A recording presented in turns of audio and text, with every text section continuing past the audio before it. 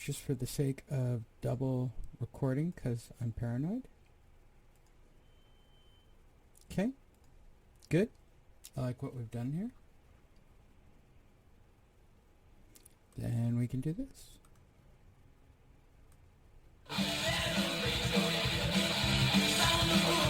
Hi everyone, welcome to Fight Night Radio. Lehana, Sandra Labashe, Miguel Antonio Barragan bringing you the wonderful world of boxing.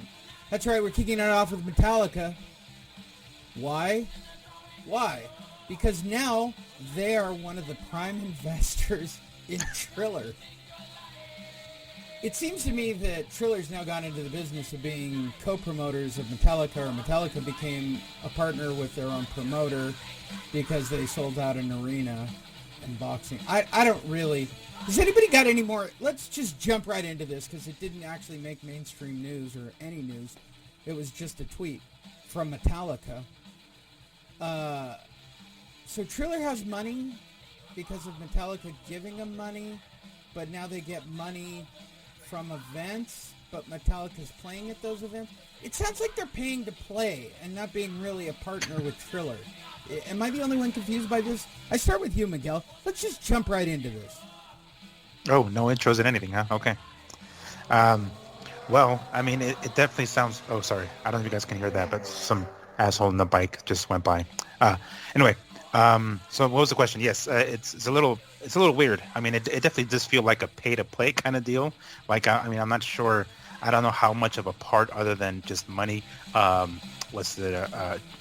has in this play here, but I mean, it definitely is going to keep Triller on the boxing scene a lot longer than we anticipated, because the kind of money that they were spending, we thought, okay, these guys are not going to last long. It's going to be one of those Affliction MMA type things where they just spend a shit ton of money hoping to make it back, and it never happens, and then we never hear from them again. But now they got these investors here. Metallica, of course, everybody knows who that is. Do they? I don't know. I'm not sure. not sure what to think about this, honestly. What's the name of the song, Andrew? I rest my case, Your Honor. And he's in the Bay Area. I'm just giving you a hard time, Andrew. Hi, Andrew. Let's get back to regular boxing. I know you don't want to talk about this crap. How you doing, Andrew?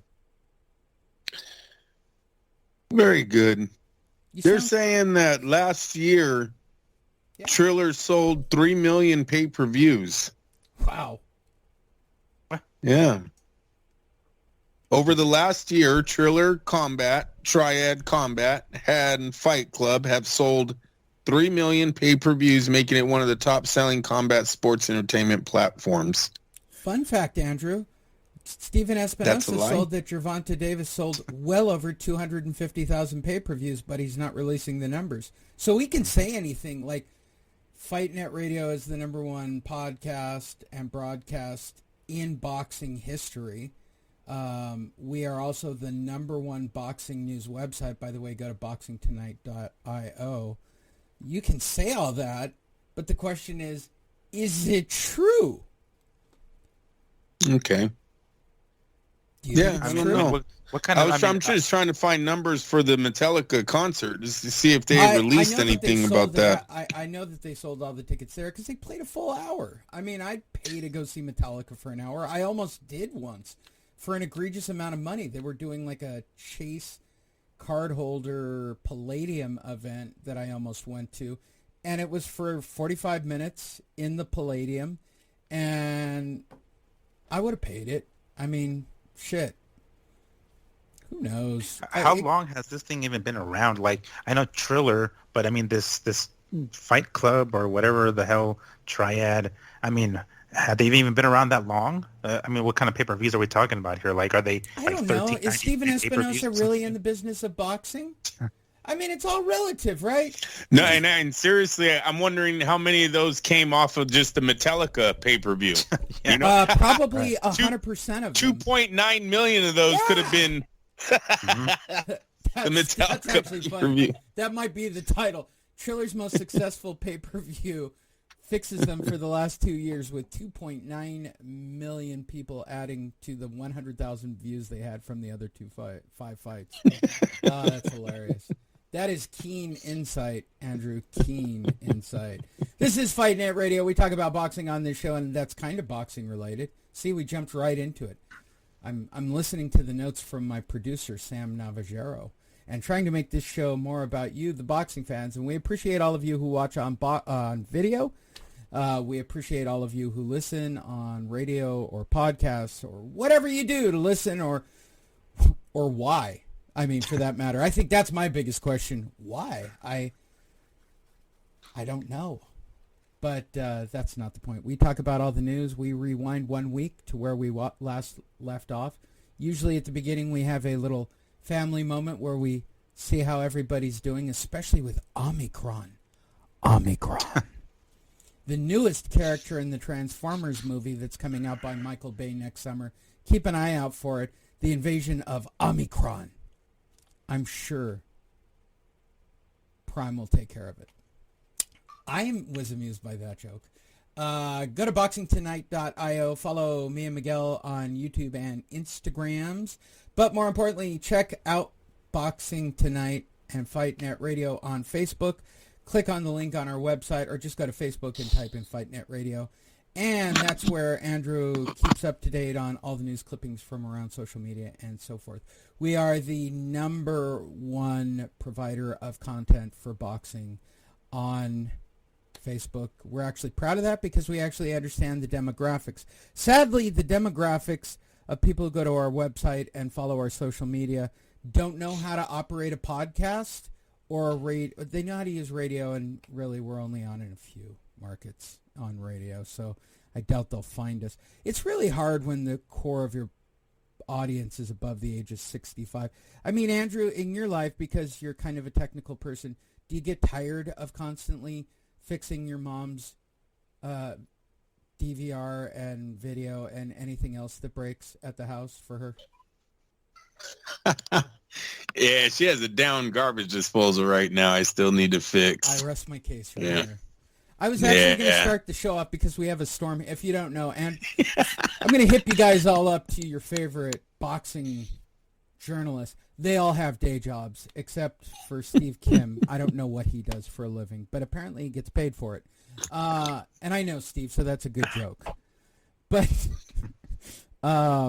Andrew's day job is really kind of important because we have a storm here. And I was going to start off like I did during the summer of, hey, is it bad that I run my air conditioning at 60 degrees all summer long? If you have been listening long enough, you remember that joke. Today I was going to go with, hey, Andrew, I've been running my heater at 100 degrees for the last 24 hours. Is that a bad thing? I didn't see, Andrew. I went with growth in that moment. I went with growth instead. And now you're into garbage disposals. And when you're done there, can you come down and install one here? I really need one at this place. And now I'm right next to SeaWorld, Andrew, and I know you and the kids love to come to SeaWorld. I'm just saying, got a house right by SeaWorld. All I need is a garbage disposal. Seems like a fair trade. Very nice. I don't know what the trade is on that. I'm not going to pay for you to go to SeaWorld or anything. I mean, that's expensive. Somebody's got to pay to abuse those goddamn killer whales that they keep in captivity and forced to breed. I'm sorry, did I say that out loud? Too soon for Blackfish people? This show is about boxing. We do it each and every week. We rewind the hand of the clock, sort of like John Oliver. Last week tonight, we rewind 1 week. And we start off with the stories where we left off. And we always end on the fights. And fortunately, by not doing the show last night or the night before like we normally do, we try to get them done on Sunday night or Monday night. We actually can talk about Inoue as well. So that's like a bonus. See, we get an Inoue insert here as well. That's kind of exciting. We get to add a fight to the end of the show and talk about Inoue at the end of the show as I keep restructuring our show for today. We do have a few stories to talk about. We'll dive right into it. We did start right off with Metallica and Triller. But the next one I want to do, this is really becoming problematic because this keeps turning off. My new system for being able to put music on. But this didn't really come up in the news cycles and we didn't talk about it. But let's quickly, joining us live tonight is Tyson Fury for our next story. Oh, good God. Of course now it doesn't work after it turned itself off. There we go.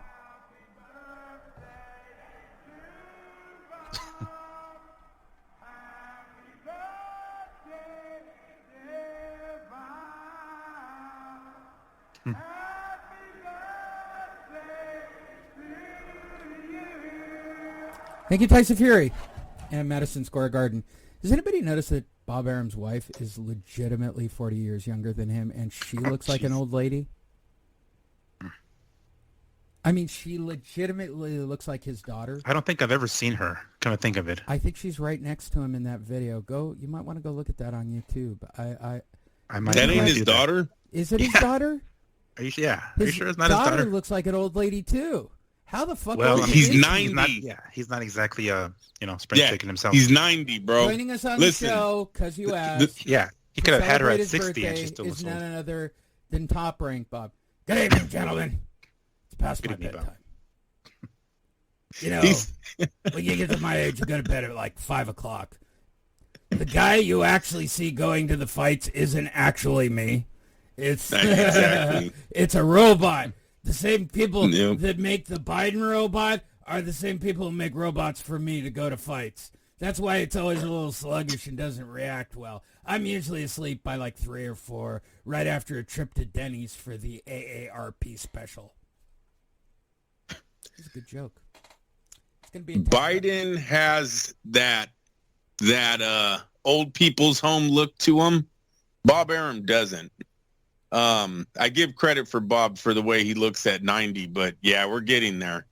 We're getting there, and shame on whoever at Top Rank can't take the company from this man and allow him to just sit down and rest for, 10 minutes of his life before he fucking checks out.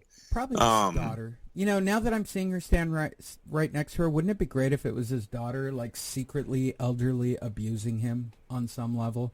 Like, she just forced... Daddy, go do it! Listen, I'm old. He's 90, man. I'm 90. He's 90. Let me die. I mean, this guy gets a runny nose, they get scared, right? When you're 90. Don't you know there's Omicron? Can't we do it in a bubble? Why is everybody not wearing a mask inside this place? What the hell is going on? Are you trying to kill me? I'm telling you right now, Top Rank offices, they stay at 78 degrees all day. For those of you who don't get that joke from a heating and air guy, that's a really funny joke because I can barely get my heater above 70 without thinking, it's goddamn hot in here. Somebody open a door. Do thermostats actually work, Andrew? I guess that's my technical question. Are thermostats really telling me the real temperature, for God's sakes? I feel like they're lying to me, Andrew. Well, it could be lying. It meant location, right? The guy put it on a wall that's staring at a window or some shit. Right? Yeah, it might be lying to you. Right? Yes. So, yeah, this is like a really old house with the under-house venting. So they put whoever I leased this place for. I do know the guy who I leased this place from. He knew that I was moving in, so he literally put on. How big a unit would be like a 3,000 square foot home, Andrew? Ton and a half. Yeah, most likely about 1,200 feet max. It's a 2-bedroom house overlooking the bay. It has a ton unit on it. It's a 1-ton unit, Andrew. Like, we actually hang meat in the front room in the offices, and I don't need a smoker out front. I could just put wood in the front room and turn the heater on, and I can smoke meat in the front room as well. Everything. Plus, we have those giant underground vents, right? Sorry, I'm getting off on a tangent because we have you're getting off. We have a storm. It's the only time of year that I talk to Andrew when it's really hot. No, seriously, really seriously though, I've walked into locations, you guys, and thermostats have been put behind refrigerators. They've been put behind copy machines. Oh yeah, Lee. They're like, oh, everyone in the office is cold. Where's the thermostat? In the break room. Go in the break room. It's behind the refrigerator, man. Yeah, dude, it's never going to shut off. How is it ever going to? Yeah, everyone's going to be cold everywhere else. Damn right. It's broken. It's too cold in here. Okay. You got me. All right. You got me. You put it right by a heating unit that's going to blow hot air at it all day. Good job. Good job. Miguel, how's your work world before we dive in? Well, pretty monotonous. I mean, I have my desk set up in my room, so it's like room, bed, bed. I mean, desk. I had to bed. separate mine. I noticed that I was getting up like you at like 5, 6 in the morning to start my day, and I'm like, I gotta fucking move the bed. Yeah, I wake up like 6 minutes before my damn shift starts to have just enough time to turn on my computer. Don't even brush my teeth until my first break of the day.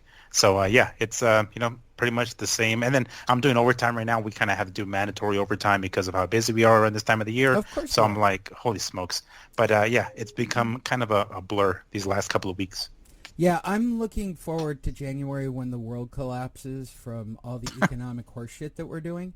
And then I'm just going to hire you for my customer service and pay you. And Gotcha. You can work whatever fucking hours you want in my world. It's the same hours I work. All right. And it's good to be the king. It's good to be king. That's enticing. Happens. Hi, everyone. Welcome to Fight Net Radio. Now you've had a Metallica story, a catch-up. Go to boxingtonight.io.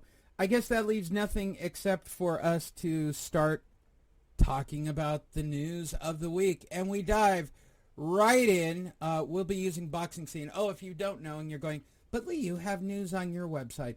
No, I built a news aggregate that gets news from mainstream sites.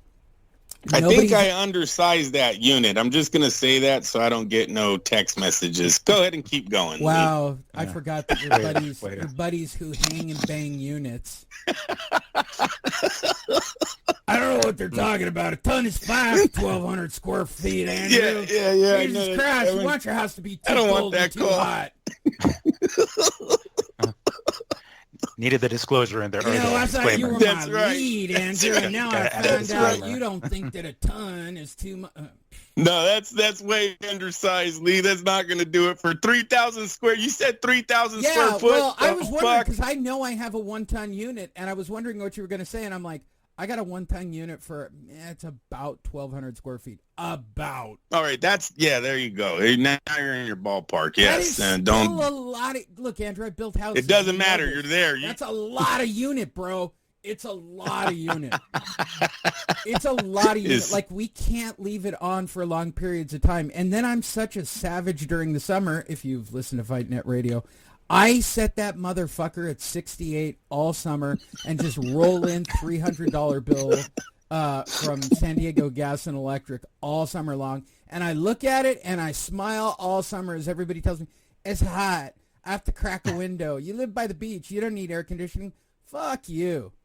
$300 a month in power during the summer. That's what I was just gonna say too, Lee. I was like, why do you need the AC that much? No, you need it. You need it. Trust me. When you get used to living in Vegas with the AC on all the damn time, and then I visit my buddies in California, and they're like, "Yeah, just crack the window." I was like, "No, I'm fucking sweating, bro. Like, blast the fucking AC." Fuck that. I'm not sweating, and I'm legitimately 4 blocks from the beach.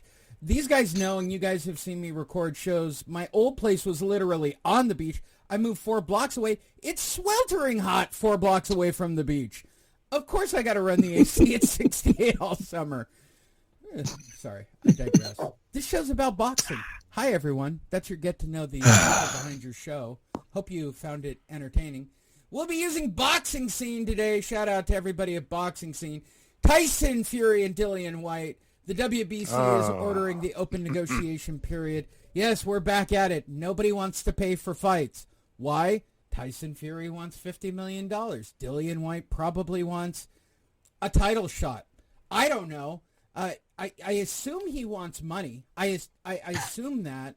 But since I practice the 4 agreements in my life, I'm not allowed to make assumptions. But I'll start with you. First of all, Miguel, do you assume that Dillian White would be happy with just the fight and maybe 100% to the winner at this point? Yeah, that's. I mean, I'll be going out on a limb, but I'd say that. Yeah, I'm pretty sure some compensation to some degree or potential compensation would be on the table for Dillian White here. But again, simply assumption on my part. You can have a cup of soup. What about you, Andrea? Yeah,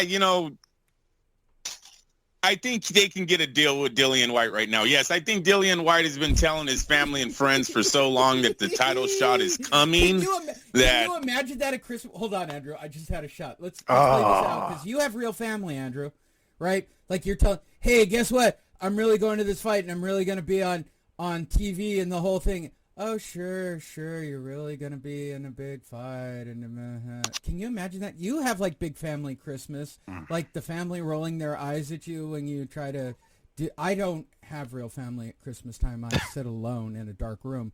So that's why I turn to you, Andrew, for this. Do you think he tells people constantly, I got a title shot, and they're just, sure, motherfucker, shut the fuck up and sit down and eat your potato salad? Yes, I do think he has that type of relationship with his family and friends, close friends. They've been talking about this title shot now for a few years here. Going on what? We're at least at 2 years, 2.5 years. What are we looking at here? At least seems like it's been forever. How long have you been doing the show, Miguel? He was chasing Deontay Wilder for a year or so, wasn't he? Yeah. But I feel like we've done it almost as long as Miguel's been on the show at least, and that's a couple of years now. We're 2-3 years deep with Miguel. Yeah, it's literally like one of those things where like a girl will like come to like dinner or something like that, right, with her family, and they're like, "Are you married yet? When are you gonna get married?" Like they keep asking the same thing to Dillian White. It's like, Dillian, when are you gonna get the title shot? Are you gonna have it or what? He's like, his mom quit asking me that question. His mom's like, fuck your boss. I fucking hate him. Walks away. They all hate Eddie. You deserve the title shot already. They all hate Eddie Hearn. Oh, my God. Are you guys going to have kids? Oh, and by the way, Dillian, are you going to get that big championship fight, big guy? Huh? You getting that big fight real soon? When is Eddie Hearn going to pop the question? When's Eddie going to pop it? Is he promising you lots of money and you're going to have a belt? Huh? Shut the fuck up. That's so great. It looks like he might sign the contract without even reading it. Oh, at this point, yeah. Yeah. It's like, we'll sign it and then we'll fill in the rest later. I'm doing the sanitization after the fight. We'll fill in the rest later. Just sign here, dude. It's a blank contract. Yeah.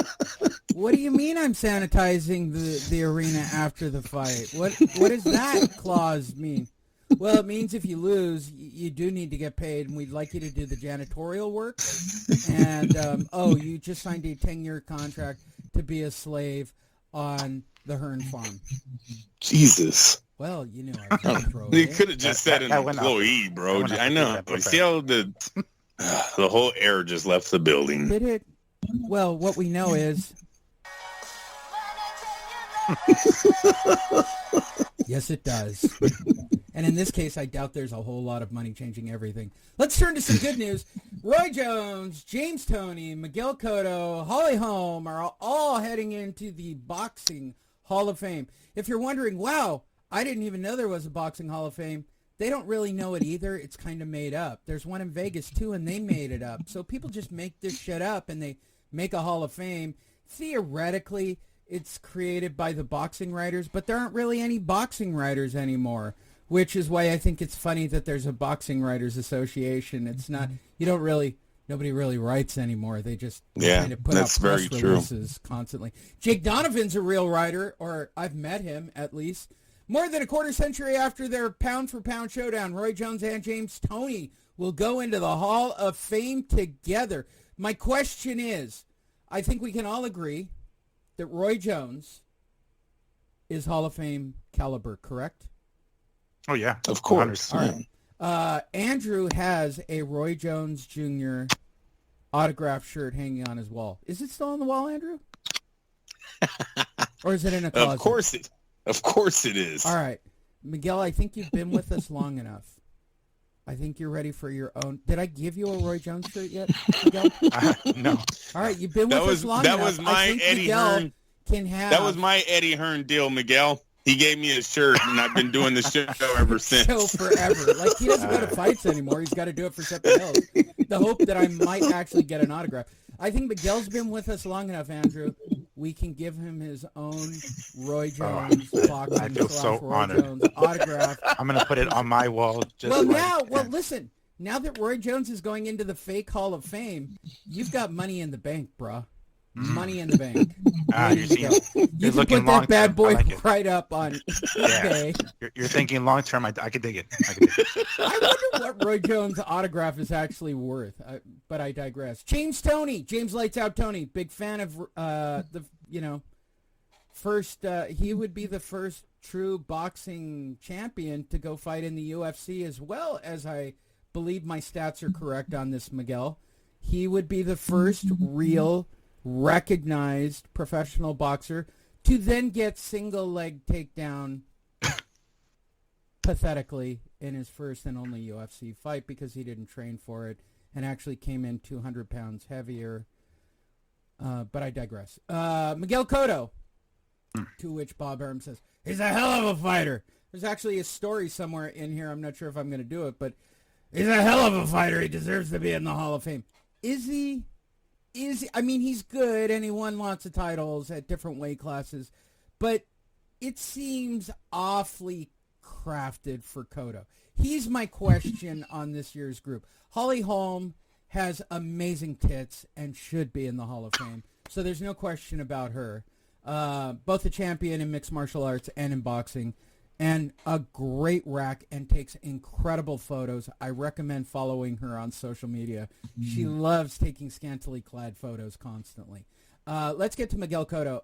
Andrew, Miguel Cotto, yes or no? Look, when the fighter himself says he was surprised he got the call, you got to lean towards no. And Cotto, that's how he responded. If we all know Cotto, he was pretty into himself back in the day. He used to talk in third person in every interview, basically. So it was kind of a surprise seeing him say that. Look, his biggest win is, I'm going to say, the rematch to Margarito. Is that correct, you guys? Yeah. Miguel, what would it, maybe a Mosley? What would be his biggest win? Well, I mean, it has to be his win over Maravilla against, what's his name? Martinez for the middleweight title. I had to say that because, I mean, that's something that, what was it? I think it was Trinidad wasn't able to do, right? Win, like, the lineal middleweight championship. And the fact that he did it by beating Sergio Martinez, right?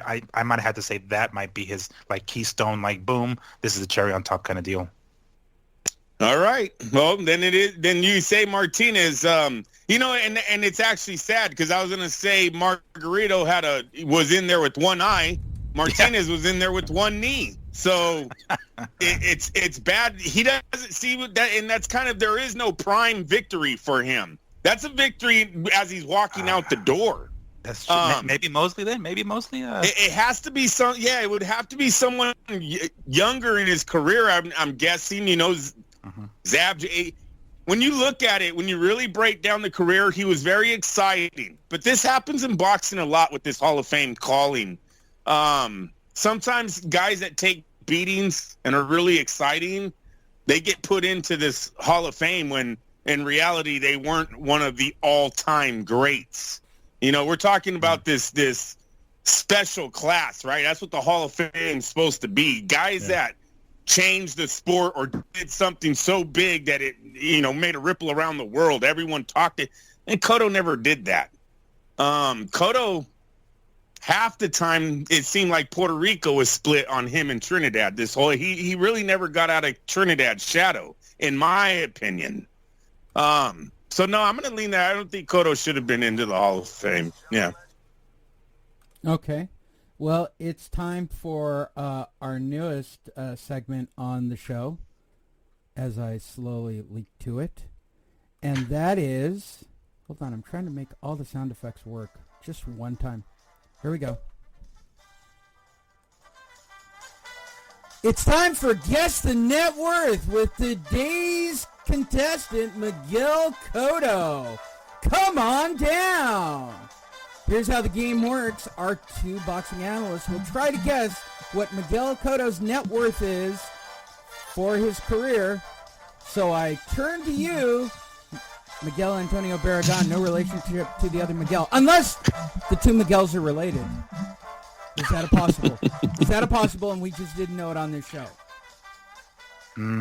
Well, I mean, I guess it'd be a shock to me if that is the case, but I'm going to say no on that. All right. Miguel Antonio Barragan. Miguel Cotto's net worth. You cannot go over the actual amount. You will lose. All right.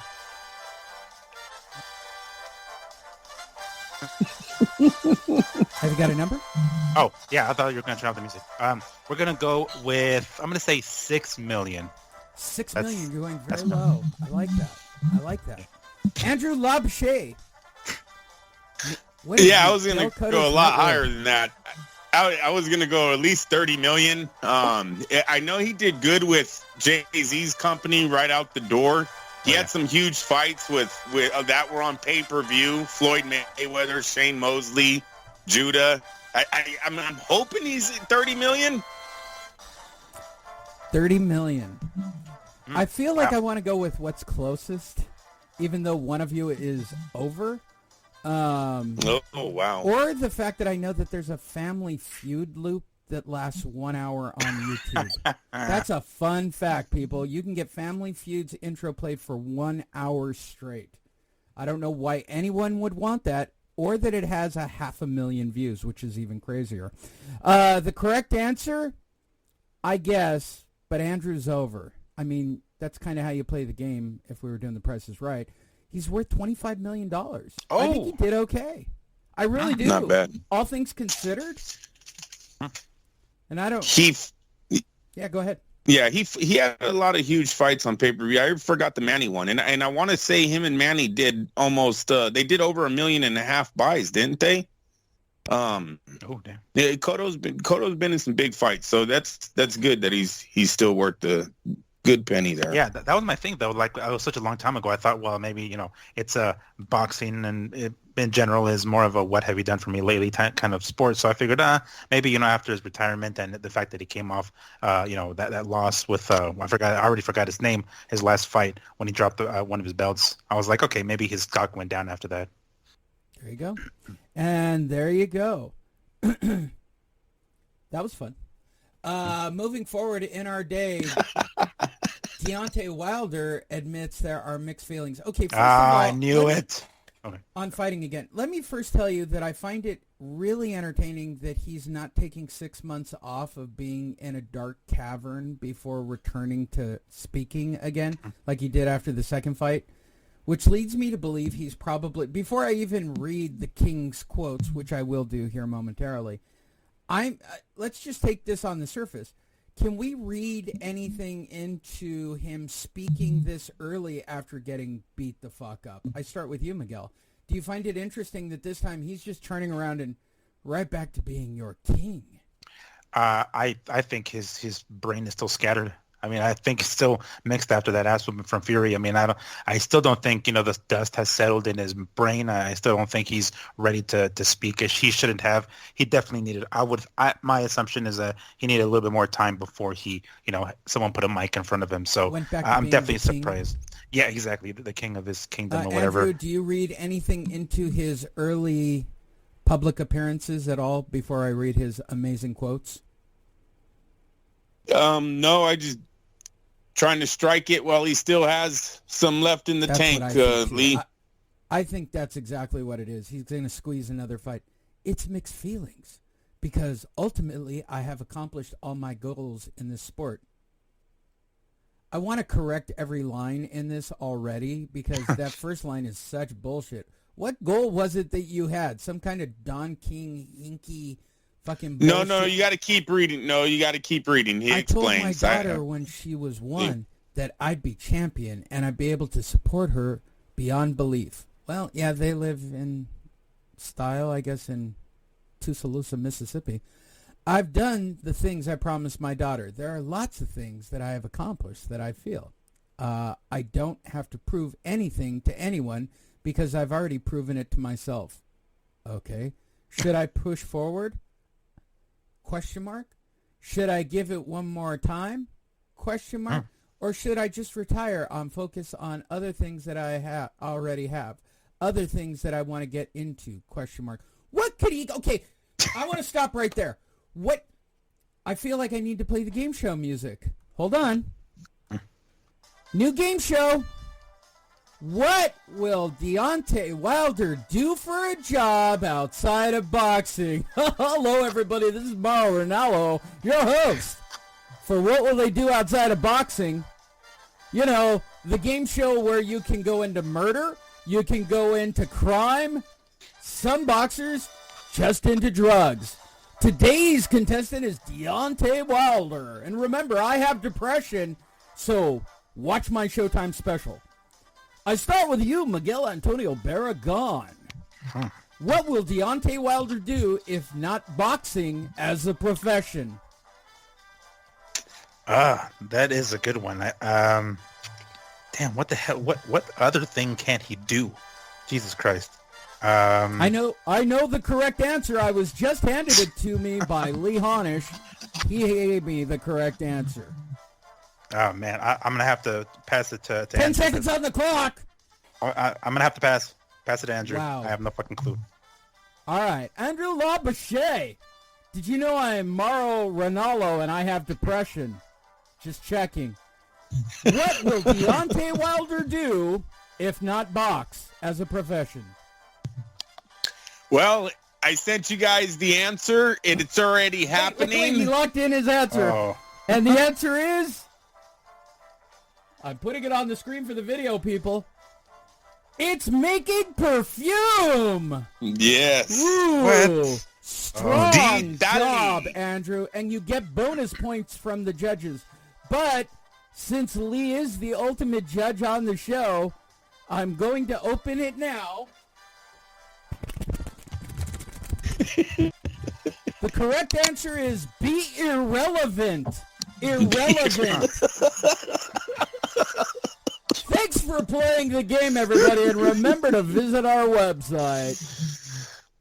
I wonder what the cologne smells like. Does it smell? This Does it smell like the, it smells the canvas? like irrelevant. It smells like the canvas because that's where he spent a lot of time in that fucking Fury fight. Oh. It smells like they're going to be selling it outside of the fight. Smells like a loser. Loser. There Smells be like bootleg sweat bottles and outside, tears. like the bootleg It smells TV. like tears. And oh my God. And you didn't think the Okay, show was listen. gonna be funny today, Andrew. Listen, it's a guys and girls perfume cologne. I don't know how you say it. It's unisex. Oh. It's Yeah, unisex, the world yes. needs that. Yes, completely. and it's him and his wife that are the models. They're modeling for it, and some real. I try to find the pictures of them too. They are not pretty people. It might be tears because almost every shot that they put out, their eyes are closed. So it could be tears, Lee. You might be onto something there. But this is the future. I can't believe that I'm married to a loser, and he's thinking, I can't believe I married her before I was a champion. Look, yeah, the Charlos got into the movie and music industry. They have a they're not really studio. good at boxing. You have Spence, who's a farmer. He got into farming. Who else I thought that was has? a I joke, think and I realized you were Swift correct. Garcia's and I got almost like did a some spit clothing take. or something. That's hilarious. Danny Garcia is trying to bring out a Tony Montana Scarface themed clothing line. It's very sad. Could only imagine how many millions he's dumped into that. Yeah, these PBC guys, yeah, they definitely are trying to bubble their money. Don't know how many are taking the right path, but they're definitely trying.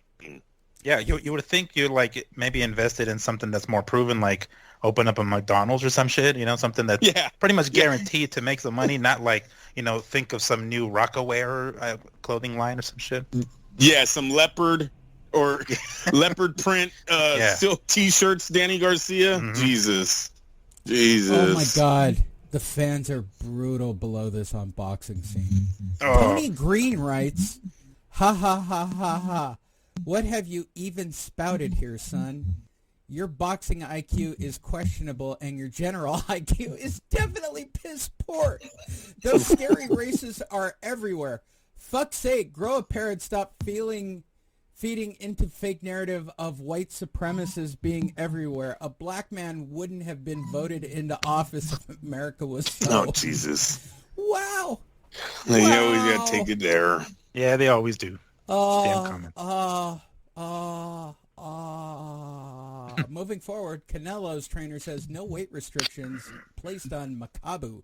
For those of you who don't know, the biggest boxing star, the biggest pay-per-view draw, the biggest everything, and generally he seems fairly normal. I mean, he hasn't done anything too stupid yet with his money, other than, still living in Mexico, which is fascinating to me. A few weeks ago, his manager and trainer, Eddie Reynoso, submitted an application for Cruiserweight Champion Makabu. It's for real. We're actually going to follow up with that story shortly because the WBC president does get involved. That's why I'm choking on this. Is he out of his fucking mind not doing the weight restriction shit here and let's just go. Let's just do it. Lock it up. I start with you, Andrew Labouche. Just do it. Fuck the weight restriction, and Makabu is so beneath Canelo that I don't give a fuck. I'll fight him in his weight class. There's bigger plans for Saul Alvarez, I believe. This is no more than a test to see if he can go to cruiserweight and maybe higher. He believes a lot in his skills and his defense, and I don't think he's really worried about the weight. So that's about that. All right. Miguel, on a somber note, that seemed like a real answer, and that's not really what the show's about. But all right. Miguel, do you have a real answer too? You fucking serious, man? Oh, jeez. I don't think that was meant for me. I'm going to say that was a kid. Yeah. Normally, I would think that was for me, and it was recorded, which makes it amusing. And makes me kind of chuckle thinking Andrew it's was a like fucking war zone out there. Jesus. Of all the comments I've ever made on the show, Andrew's never responded to. For anybody listening going, no, Andrew meant that for you. I wish he did. Let me tell you how great the show would be if Andrew, after every time I do something stupid, he goes, are you fucking serious? I would have it on a loop already, and I'd be playing it before say it. Hold on. He's losing his shit over his kids, and you get to listen to it live. Miguel, while that's happening, Makabu, no weight restrictions, biting off more than he could chew, or is it all part of what I think we're laying the groundwork for a Usyk Canelo heavyweight championship fight, which is what this all looks like to me. Because two non-heavyweights going for the already said, title. I'll come down to cruiserweight and kick your ass. No question. I got no problems with it. I'll drop the weight tomorrow. Yeah, I mean that. Let's see, I don't even know where to start. So it doesn't. I don't really feel like Makabu is going to be an actual threat. So I'm sure Canelo's team doesn't feel that either. So they're thinking, you know what, fuck that. He can come in whatever weight he wants to come in after. We make weight as long as he makes weight the way we're supposed to, the contracted weight. Then he can gain as much as he wants after that. So I think they're that confident that he's that he's not on Canelo's level or even close to it, that they don't really give a shit about the weight. He did it. If I'm not mistaken, he did it with others with. I think Kovalev. I don't remember specifically, but when you can tell like when he thinks the guy's a legitimate threat, and then he'll put those restrictions. And I wouldn't be surprised if down the line a fight with him and Usyk happens, and then there's some sort of weight restriction at that point. But right now, no. I mean, it's pretty obvious that he doesn't feel like Makabu is on his level. So he's like, man, let him come in at whatever weight he wants. All right, which takes us to our new long-standing game show that's now going to happen just for Miguel. So let's play it with just Miguel. Let's bring back our host, Mauro Ranallo. Mauro, go ahead. Let's play the game. Miguel Antonio Barragan, did Andrew Labouche kill one of his children during that story? Because they are definitely quiet again. and real fast. I'm going to say no, although he did probably took him to the emergency room. But no, they're still alive. No, you know what stage of life we're in right now? No. My daughter's 2, and it's the whole, don't give her attention and she won't cry method. Yeah, that's and that don't work with Natalia, man. Just let them cry and they'll sleep through the night. Yeah, well, I won't either, asshole. She takes it to another level, and she's gonna get somebody's attention. She's the baby.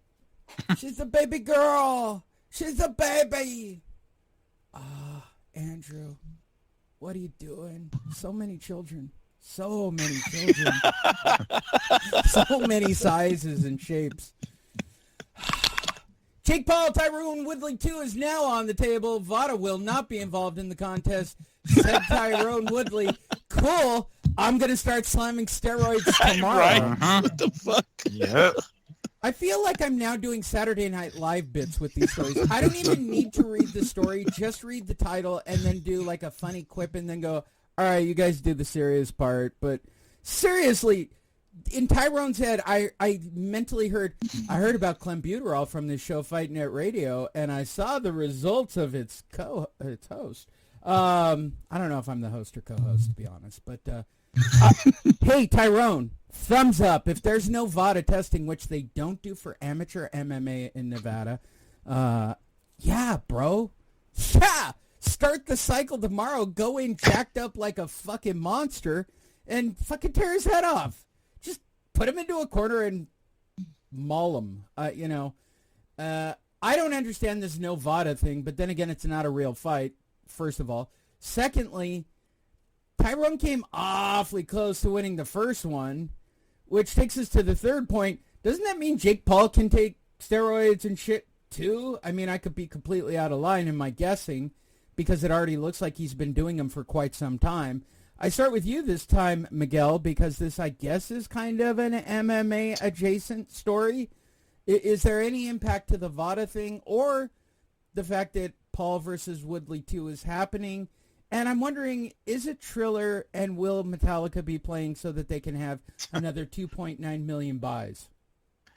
Well, to answer that last one, yeah, I'm pretty sure someone's going to be playing. I don't know if it's going to be Metallica, but we can pretty much guarantee that there's going to be some, recording artist or some band playing to some degree during the pay-per-view.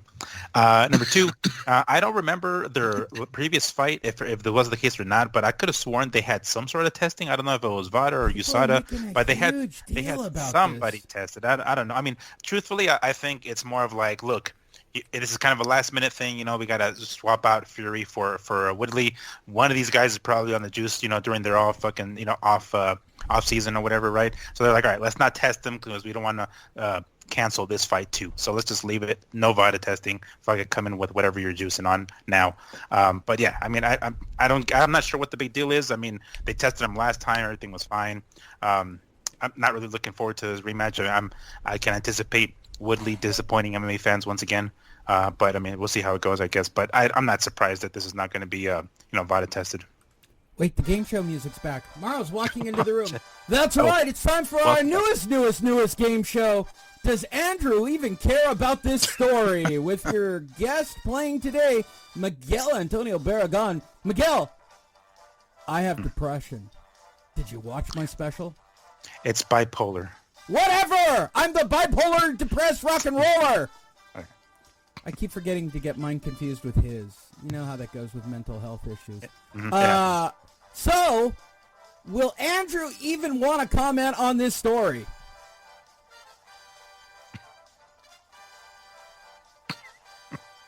No answer? I'm looking at my job for tomorrow, Lee. Rest my case, Your Honor. Bob Aram says, Crawford is in a pay-per-view draw. We've lost money on every fight. Fuck him. Joining us right now is the real Bob Aram with an actual comment about Crawford and him not closing. And what do you have to say about it, real Bob? Shut the fuck up, you little prick. I've got it all working today, kids. I've got it all working. We're having a fine Fight Net Radio today where all the tech is just cruising right along. Well, okay, I won't shut the fuck up, and I am a prick. So what did Big Bob say? Yes, I'll do it in the voice because I know that's what you guys want. Well, I'm pretty sure the decision is made already. You know, Bob couldn't... Oh, it's actually... Is this him saying it? Yeah, no, it's actually Terrence Crawford. Okay, so here's Bob's comment. Sorry, forgive me, everyone. Terrence Crawford is one of the best fighters in the world today. He's tremendously skilled. Unfortunately, he hasn't made me a goddamn dime.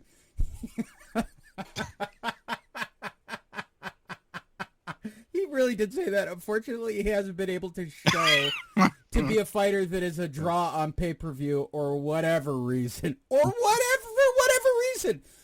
Wow, why don't you just say, shut the fuck up, you prick. You don't draw me a dime. I just kept you around for credibility. Jesus Christ. So we put him in the best fights that we can, and unfortunately we've lost money on every single fucking fight. They left out the expletive. I'm sure he said fucking fight. Crawford keeps insisting, and I understand his point of view, I'm the best. I should be paid like the best. Guess what? You don't make any money, you prick. Is anybody surprised that Bob here at the end is acting like a really angry girlfriend on the way out the door? Like, I paid for you, bitch. I mean, you're going to go with him? I mean, I get it. He knows jiu-jitsu and he owns his own gym, but you're going with him, bitch? That felt very personal on a strange level. I should probably put whatever. I start with you this time, Andrew. Surprised that the 90-year-old is a little jilted at the end of the relationship? No, we've seen this with Bob in the last few weeks here. Number of weeks, though, to be honest with you. He's been on a tear like this since, I think, the Tyson Fury fight. So, no, I'm not surprised at all. And look, this is not the first time that he's talked about Terrence Crawford not making him any money. We've seen them try Crawford on pay-per-view before, on regular pay-per-view. Wasn't this ESPN plus stuff that they try to blame on these numbers on, and he just hasn't performed well. I don't really know where Terrence Crawford is, at 34, and he is 34 years old now. At 34 years of age, time's ticking on him, and I think Bob Arum kind of knows that too. Okay, Miguel, Antonio Barragan. And what do you think? I mean, I'm not surprised that he's kind of acting in this fashion. No, you didn't lose us. You might have lost us, but we didn't lose you. Continue.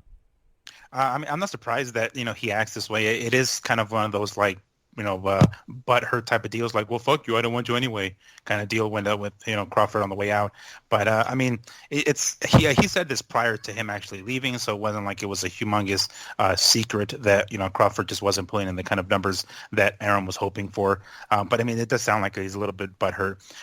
It could be. I mean, ultimately, when it comes to like fight fans and us, that we want to see the best fight the best, and when they're not fighting the best, there's only so much interest we can put into that. And unfortunately, it took him this long to fight someone worth fighting, I guess, in the welterweight division with Porter. I mean, some of his past guys with Brook and Khan, it's like, all right, come on now, let's put him against some of these other guys. And I can't put all the blame on them because it does take a lot of cooperation from PBC guys as well. But I mean, this is exactly what happens with. It's just one of the unfortunate nature of the beasts, right? It's just how the sport is. When you can't get the other side to cooperate, we kind of have a guy kind of like lingering around and fighting a lesser competition. So I mean, it's not a shocker that he isn't the moneymaker that Arum wanted him to be, but it certainly does suck when your former fucking promoter is talking mad shit about you.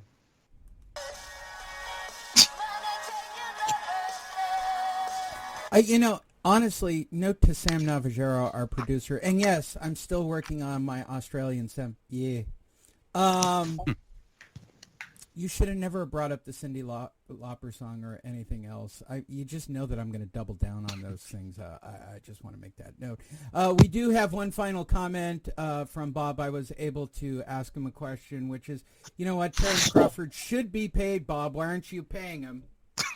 Shut the fuck up, you little prick. See, it seems to be his answer for all fighters getting paid. It works out really well. Did Mike Coppinger wish him a happy birthday too, and he answered him the exact same thing? Wait, hold on, I got to cue it up. Let's try it. Let's try it and see if it works, shall we? Sure. Hey, Bob, happy birthday. Fuck up, you little prick. Okay, it's about the same. Close enough, yeah. Hey, Andrew, did you get it all fixed over there? No, I think the headphone is broken, so I had to remove it. It's the only way I can hear you guys. Okay. Well, you sound okay to us, and that's really what's important. Moving forward, Bob Arum. Hopefully Fury and Usyk win their bouts. Then in September they can fight. Bob Arum had some quotes about this, and yes, any chance for me to do Bob Arum seems to be a big hit and a ratings boom for the show. So let's see what Bob said on this crazy account. Everybody, sorry. I lost him. I lost Top Rank Bob there all the way. Listen, everybody I think on our side wants him to fight Usyk. It's an easy fight for fuck's sake.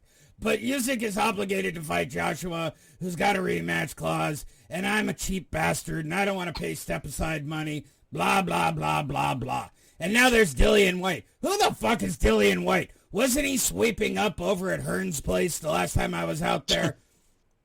So my hope is that Usyk fights Joshua and Tyson fights White, and hopefully Usyk wins, and hopefully Tyson wins. Well, I mean, I know Tyson's going to win, but he's got to. I'd like to see him fight Dillian White in the UK. He's such a hard voice on my throat. All right. Let's get back to where we were before now that Bob's entered the picture. He's now talking about step-aside money. Let these dumb fuckers go fight their fights and then let them fight in September. It seemed more plausible. I'll start with you this time. Andrew Labouche, seem more plausible to you this time? That they both win. And it doesn't. I still haven't seen Anthony Joshua come out and announce who he's going to be training with for this rematch. We know that these rematches have a deadline on them if there's not an injury involved. So unless Joshua and them are going to be coming up a fake injury here in the gym here soon to make this date a little longer, I don't think Usyk Joshua is going to happen. I think everyone knows it. It's just about the coming to agreement on the money. And because Joshua has already put himself out there so much that he does not want the fight, it's going to be hard to come to an agreement because I think they're going to lowball these guys all the way, knowing that they really don't have another option. Miguel. It seems pretty plausible. I mean, like, have we actually, or has Joshua already announced who he's going to be training with? I don't think we even got that far. Have we? No. Yeah, that in itself is going to delay matters even further, I have to assume. So I mean, I don't know. It's kind of a weird circumstance, like the fact that Arum is saying, like, hopefully, both of these guys, win their bouts, Usyk and Fury, and we have that. When a few months ago it was like, oh, hopefully it's AJ who wins this fucking fight. I mean, can you imagine? Like, I guess the worst case scenario is AJ actually winning and then still getting the Fury and fucking AJ fight, which seems kind of weird. But I don't know. It's just I'm not sure how soon this fight's going to happen because we haven't heard a damn peep from AJ. It's amazing that at 90 years old, he wants to wait for anything. Yeah. He's still waiting to come. What do you want in the studio? Let me have the microphone. I want to play another game. Shut up, Morrow. All right, joining us on the show for yet another game is Mauro Ranallo. Take it away, Mauro. Hi, everybody. It's the bipolar rock and roller. Thanks for the correction, boys. Today's game show is, what disease will Anthony Joshua have to get out of the fight? Today, our two contestants are tasked with picking out what disease or injury will get Anthony Joshua out of the fight. My name's Mauro Ranallo, and let's turn it over to our two contestants. He works during the day sweating his balls off and possibly risking his life to support 164 children. Andrew Labouche, how do you feel? What disease or injury will Anthony Joshua contract to get out of this fight? Yeah, I don't know, Lee. Probably Miguel Antonio Barragon, what do you select? Well, he won't contract or injure himself. However, the Omicron variant will somehow, it'll, yes, right? It's going to somehow prevent it. Either it's like international travel or some bullshit like that. I have to go with that. So no one's going to catch anything. No one's going to get the AIDS. However, it will still be a problem. I didn't do your intro correctly. He lives alone. He lives at home. He lives with his family still. He does customer service. Joining us on the show is Miguel Antonio Barragan. There you go. Thank you for the proper intro. Just so you don't feel that I took fun. Right. He's reckless. He's stupid. He jumps off of buildings head first. Lee, how do you pick it? Wow. And if you're wondering, am I self-effacing as I am to my two wonderful friends and co-hosts? Yes, I am. I beat up on myself more than anyone else. Thank you, Morrow, for that lovely introduction.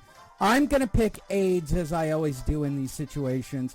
Sure, it's a little strong, but I like it as a default answer always. Well, tune in to the next Fight Net Radio to find out whether or not we have an answer to that game.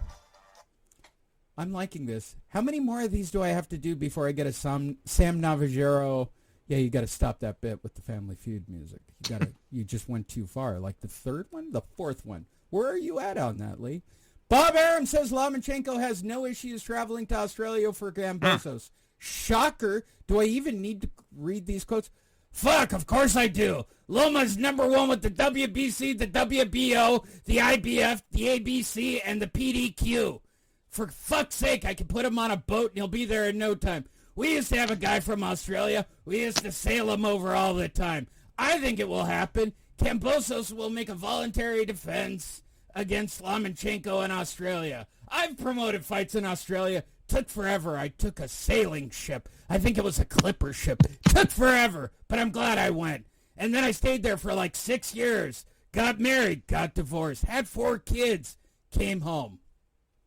Does anybody think Kambosos really wants to fight Lomachenko? I start with you, Andrew Labouche.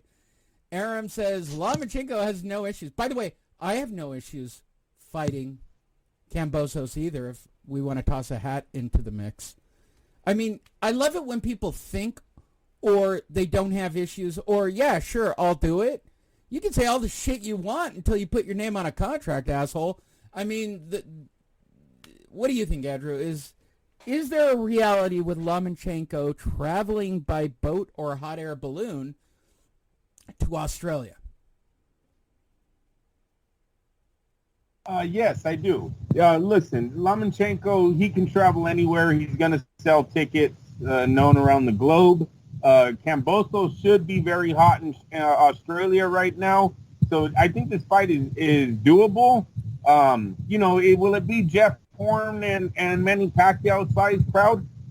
I can't guarantee that, but I really don't know because we haven't seen them have a press conference yet, them even announce anything to see really the magnitude of what this matchup is going to mean to Australia for the future of Kambosos. But it's a great fight. I don't see why they wouldn't do it. If Lopez is really serious about leaving the division, I think Kambosos, I think Lomachenko has every right to get the fight with Kambosos because, in all honesty, Lopez was supposed to give him a rematch, and he kind of punked out on that one. Okay. Miguel. The naive fan in me says yes. When these boxers say at some point in their careers, oh, I'll fight anybody, I'll defend the belts, yeah, et cetera, and then they get the belts and then their tune changes. It's happened several times before. It's happened, if I want to say my recent memory, Keith Thurman. So it just, that happens, So yes, the naive fan in me says, you know what? Kambosos is the kind of dude that says, no, fuck this dude. Yes, we're going to defend the belts, especially if you come to my country. And Lomachenko is like, yeah, he wants his belts back. So, I'm optimistic of the potential of this fight actually taking place, specifically if Lomachenko does go to Australia, because as Andrew was saying, Lomachenko is pretty popular, like at least outside of the U.S. He's popular here, but a global name. And then, specifically in Australia with Kambosos just beating Lopez. So, I mean, I think it's a hot ticket. I think they need to strike while the iron's hot and get the fight going. If everybody cooperates and everybody signs the dotted line, like you said, Lee, they can make it happen. And it seems, though, at least right now, it might be premature, but it seems that both parties are extremely interested in making the fight happen. So I'm optimistic. I feel like it is gonna, but again, history tends to repeat itself. Once these guys have the belts, they want to keep them for as long as they possibly can, and their tune changes from what they were saying earlier about them fighting everybody. They tend to kind of, ease up on the pedal there. It's time for our newest game show for Andrew Labouche. Will Miguel say it's a good scrap? Andrew, will he say it's a good scrap?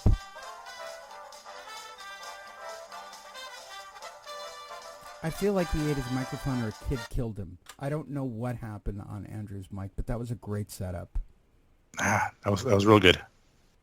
Andrew? Yes, Miguel will say it'll be a good scrap. Yes. Sorry, I put you guys on. Everything. All right, let's see. Miguel. Mauro Ranallo here. Will it be a good scrap? When the fight is signed, I believe that's when I can officially say my catchphrase. Until then, I'm not going to say it because the fight hasn't even happened yet. But until then, I'll have to find out then when the fight is signed. All right, I'm officially retiring Mauro for the rest of the show. Mayweather, they don't want to see Tank win because they feel it's like beating me. What? Wow. Floyd, I don't even know how you did this, but let's see what completely arrogant and insane comments you have. We all know Tank box circles around that guy. No, we don't. Was the guy very aggressive? Did he land some big shots? Yes, on both accounts, actually. It's all about exciting fight. He did that, but he clearly got beat. He didn't win. He didn't win. I'm going to check with Miguel, who double checks all these things, because he didn't win is grammatically incorrect, correct? Yes, it is correct that it is grammatically incorrect. It needs an S. He knew it, comma, or he didn't past win. Tense, maybe he knew or something. He didn't win. Yeah, that'll work as well, but I mean, he's wrong either way. And then he doubles down on it. He didn't win, comma. And me just being in the fight game, they don't want to see Tank win because they feel like it's beaten me because I dominated the fight game for so long. These same writers, it's the writers. Oh, it's us. It's the three of us. Oh, the media. They praise Canello. I don't think you listen to our show, so you can rule us out. It's about the only thing we don't praise. He didn't win. No, he didn't win at all. He said it again in the same interview. He didn't win. I'm going to say something, and then you can continue. I think Floyd thinks about Canello more than Canello thinks about Floyd. No Go ahead, Lee. Shit, right? I didn't put the story up, but even Canello thought that he was being talked about so much. This is a true story, and I just didn't put the story up to the point where Canello did a FaceTime with Floyd going, fucking fight me. And Floyd did the I'm retired bullshit, right? Or we're certainly not talking about enough money to make me want to do it. It's kind of sad that is Floyd's biggest win. It really is turning into the kid they called the paper champ, the kid they said didn't deserve to be in the ring with him. As much as Floyd talks about Saul Alvarez, if we really step back and look at it, it's almost the same as when Azuma Nelson fought Salvador Sanchez, right? Sanchez beat Nelson, but it was almost as if Nelson walked away a winner anyways because he had went 12 rounds. Or, you know what? It might have been 15 rounds. I think it was. And I think it was on short notice, too, because it was a different opponent that was supposed to be in there, and they ended up getting Azuma Nelson instead, and he still lasted as long as he did. Not only is he obsessed with it, Andrew. I think at a certain point, they need to bring that up to Floyd. Like, dude, you fought a very young Saul Alvarez, very green, 23 years old, no gold Olympic winner, bronze Olympic winner, not even in the Olympics. Shut the fuck up. He went 12 rounds with you. Shut up. It ain't that big of a win. Seriously? You wouldn't fucking fight Saul Alvarez at 26, 29. No way. So it just, at some point, people need to start firing back at Floyd. He loves bringing up the Canelo win. He just, I swear to God. And you know what it's about. It's because how good Saul Alvarez is now. Because they weren't talking about that shit back then. Agreed. He was nothing more but a WBC freaking Jose Suleiman baby. That's what they all said him and Chavez Jr. were. These guys were given WBC titles. Now today, it's Floyd's biggest win. Well, before I turn it over to Miguel for his comments, he doubles down on being a racist as well. And if Tank really would have lost that fight, I would say he lost. And of course, wow, this is strong. I would have said he lost, period. And of course, it's California. This is Mexico. Woof. So, I mean, he's fighting, if you don't fight in Mexico, this is the closest place. No, it's not. Mexico would be Mexico. I'm pretty sure, because I live in San Diego, which is even closer than where you were for that fight, to be brutally honest. This is the closest place. No, it's not. Texas and California is like fighting in Mexico. No, it's not. Basically, period. But Cruz is a tough competitor. Very, very tough competitor. Tank did exactly what I asked him to do. Turn him, box him, turn him, make him miss, make him pay. That's what he did. All right. I'm going to toss in the racist comments. And don't get me wrong, there are a lot of Hispanics, and I am in San Diego. Americans, Yeah, it's what the fuck are you talking about, dude? Were you co-captioning the event in Spanish? Or, like, what are you even talking about? Dipshit? Like, the people paying for the front row, big row seats didn't look like they were from Mexico, dude. They looked like they were from L.A. Like, what are you talking about? They look like they were from the West Side. They look like sports figures. Miguel, go ahead. I don't want to get off on a tangent about his stupid-ass comments. First of all, because you travel to Mexico more frequently than me, and I do live right by the border, is California Mexico? Did we lose a war that I'm unaware of? No, not anymore. It's not. Hold on. Is New Mexico, which actually has the word Mexico in it, in Mexico? Absolutely not. Okay. And lastly, you go to Texas for fights. Is Texas, with those big dumbass white people, is that Mexico? No, far from it. Okay. Just checking, because apparently Floyd has a different geography teacher than me. Please go ahead and comment on all of this insanity for me. I mean, I don't know what he's trying to imply. The judges, they're all Mexican? Zachary Young, those guys. That doesn't sound like they're Mexican. Max DeLuca, they don't sound like they're fucking Mexican. So I don't doubt they're the ones that ultimately judge the fight. I don't know what the hell the fans have anything to do with it, but it's like regardless, whatever it is he's trying to imply here, we know first and foremost, he says, if Tank would have lost, I would have said he lost. No, you wouldn't. Come on, like, let's be real here. He's not going to fucking admit it. He's going to know that, this fight was a lot closer than they would have liked, and they got away with the victory, so cool, we'll take it, and no rematch. That's one thing. Number two, Floyd consistently bringing up Canelo, which happens, far too often. I've seen Twitter posts and Instagram posts with fans trying to defend Mayweather, stating that the media is asking him about Canelo, when a lot of the times they're not asking him about him. He just brings it up out of fucking nowhere. Most recently, talking about steroid allegations and whatnot. So, I mean, he beat him years ago. You would think that, like, the bitter taste of a loss in Canelo's mouth would have him talking about Floyd more frequently, but it appears as though somehow Canelo is like living rent free in Mayweather's mind, like all the fucking time. maybe it's killing Floyd that not only is he's not the the star of boxing anymore, neither is one of his pupils. It's Canelo still, even though he beat Canelo. So I even saw something recently about was a Tank wearing the No Boxing No Life boxing gloves that Floyd wasn't too crazy about. So who the fuck knows? They seem to have this weird obsession with Canelo. They just can't seem to let him go, and he's living rent free in their minds. But in regards to the fight, I don't know. I'm not even sure. The way they're making Gervonta seem as if he's this like mega star that no one can touch, like as far as popularity and ticket sales and pay-per-view sales, and they want to make they don't release because Espinosa, yes, per his quote. Let me quote Espinosa directly. We just don't release those numbers because people some things get just paid shouldn't be disclosed based on those numbers. That was his reasoning. Yes, people's incomes are based on the numbers of views, so why would we release them publicly?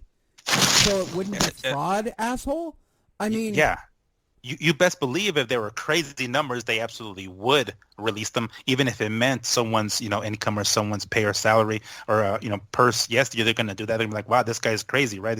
He's made bank in this fight. The rumor is 100,000, for God's sake. Yes, right, barely or something like that. Yeah. So if... they want to make it seem like he's some fucking superstar, and they want to use that as like some sort of barrier between him, Gervonta, and the other lightweights in the division, as if some of these other guys are fighting are top stars like Rolando Romero or fucking Cruz. It's like, so worst case scenario, none of these guys become megastars like you, Tank. You're gonna fight none of them then? Is that what's gonna happen? You're gonna avoid every single one of them because they can't sell pay-per-views or they can't sell tickets the way you can. They're not big enough stars. So yeah, we're just going to take, lesser risk fighters because they're not stars either. Like it seems they're contradicting one another, and it sounds ridiculous as shit. But I mean, when we read the stuff from Floyd, I mean, it's hard to read as it is because of his fucking English. But goddamn, it sounds redundant as hell because they continue to go back and forth between him being such a star and how he whooped Canelo's ass. He urbaned it up for the interview, obviously, because he can be very articulate when he wants to be. He just chose to be street for the interview. But because I know the next story, the reason for the resurgent in this weight class has nothing to do with Gervonta Davis or Floyd Mayweather or the fact that everybody in that weight class seems to be fighting people in the top 10. Guess who it really is? It's because of Mr. Suleiman. The reality is the franchise designation has given the lightweights unbelievable activity. What a fucking arrogant, dumb son of a... It's that T-shirt we put on them and the gold medallion. It gives them special powers, and then they're superheroes. It gives them activity. What the fuck? Everything about the WBC seems cheap now, starting with that T-shirt. Oh my God! It's and now he's taking credit for the lightweight division blowing up and his T-shirts. Yeah, no, that man's a joke. You shouldn't even really put him on the air too much. Yeah, but this is such a preposterous statement that the president of a made-up belt is taking credit for the resurgence in the lightweights. I don't want to break it to anybody. The reason the lightweights are fighting like that, they want to get paid. They took a year off from COVID. They don't have any choice. PBC, they're not PBC. Let's Okay. Call it for what it is. These are real fighters, Lee. Some of these guys, they are from that old school. They want to be legends like the guys before them. Yes, they all want to make money. We get that. And they are making money. But before the money side, it used to be about legacy. It used to be about pride for a lot of these fighters, right? They just wanted to prove that they were the best. No, the PBC don't want to prove that shit. They just want to make money. They're all in it for money, and that's totally fine. That's why I don't watch them, and they can have their own little fan base off in the corner there, and lie about their earnings, lie about their pay-per-view numbers, lie about their status in boxing. That's fine. But the lightweights have real hitters, man. These are guys that are fighting for real fight companies that are out here to make legends. That's the difference between welterweights and lightweights. Miguel. I mean, to some degree, I don't really want to listen to a damn thing he says, but I want to hear his logic. I want to be, okay. I want to empty my cup, and I want to is. hear what, yes, because he's basically like, as far as I understand it, before we actually read the article, he's giving himself and the WBC, specifically the franchise championship, credibility for this. So basically, like, this is the reason why the lightweight division is so hot. I don't know how he came to that conclusion, but I want to hear this. Okay. The WBC introduced a new concept. The problem is people don't try to analyze and understand something. Okay. The reality is the franchise designation is giving the lightweight division unbelievable activity. It is now leading to Kambosos and Haney. Okay. A great showdown. I'm very proud of them both. What? So it couldn't have happened without the franchise belt, is that what you're saying? Of course it causes confusion yeah. because everybody has resistance to change. We had Lomachenko Lopez, Lopez Kambosos, Haney Gamboa, Haney Linares, Garcia Campbell.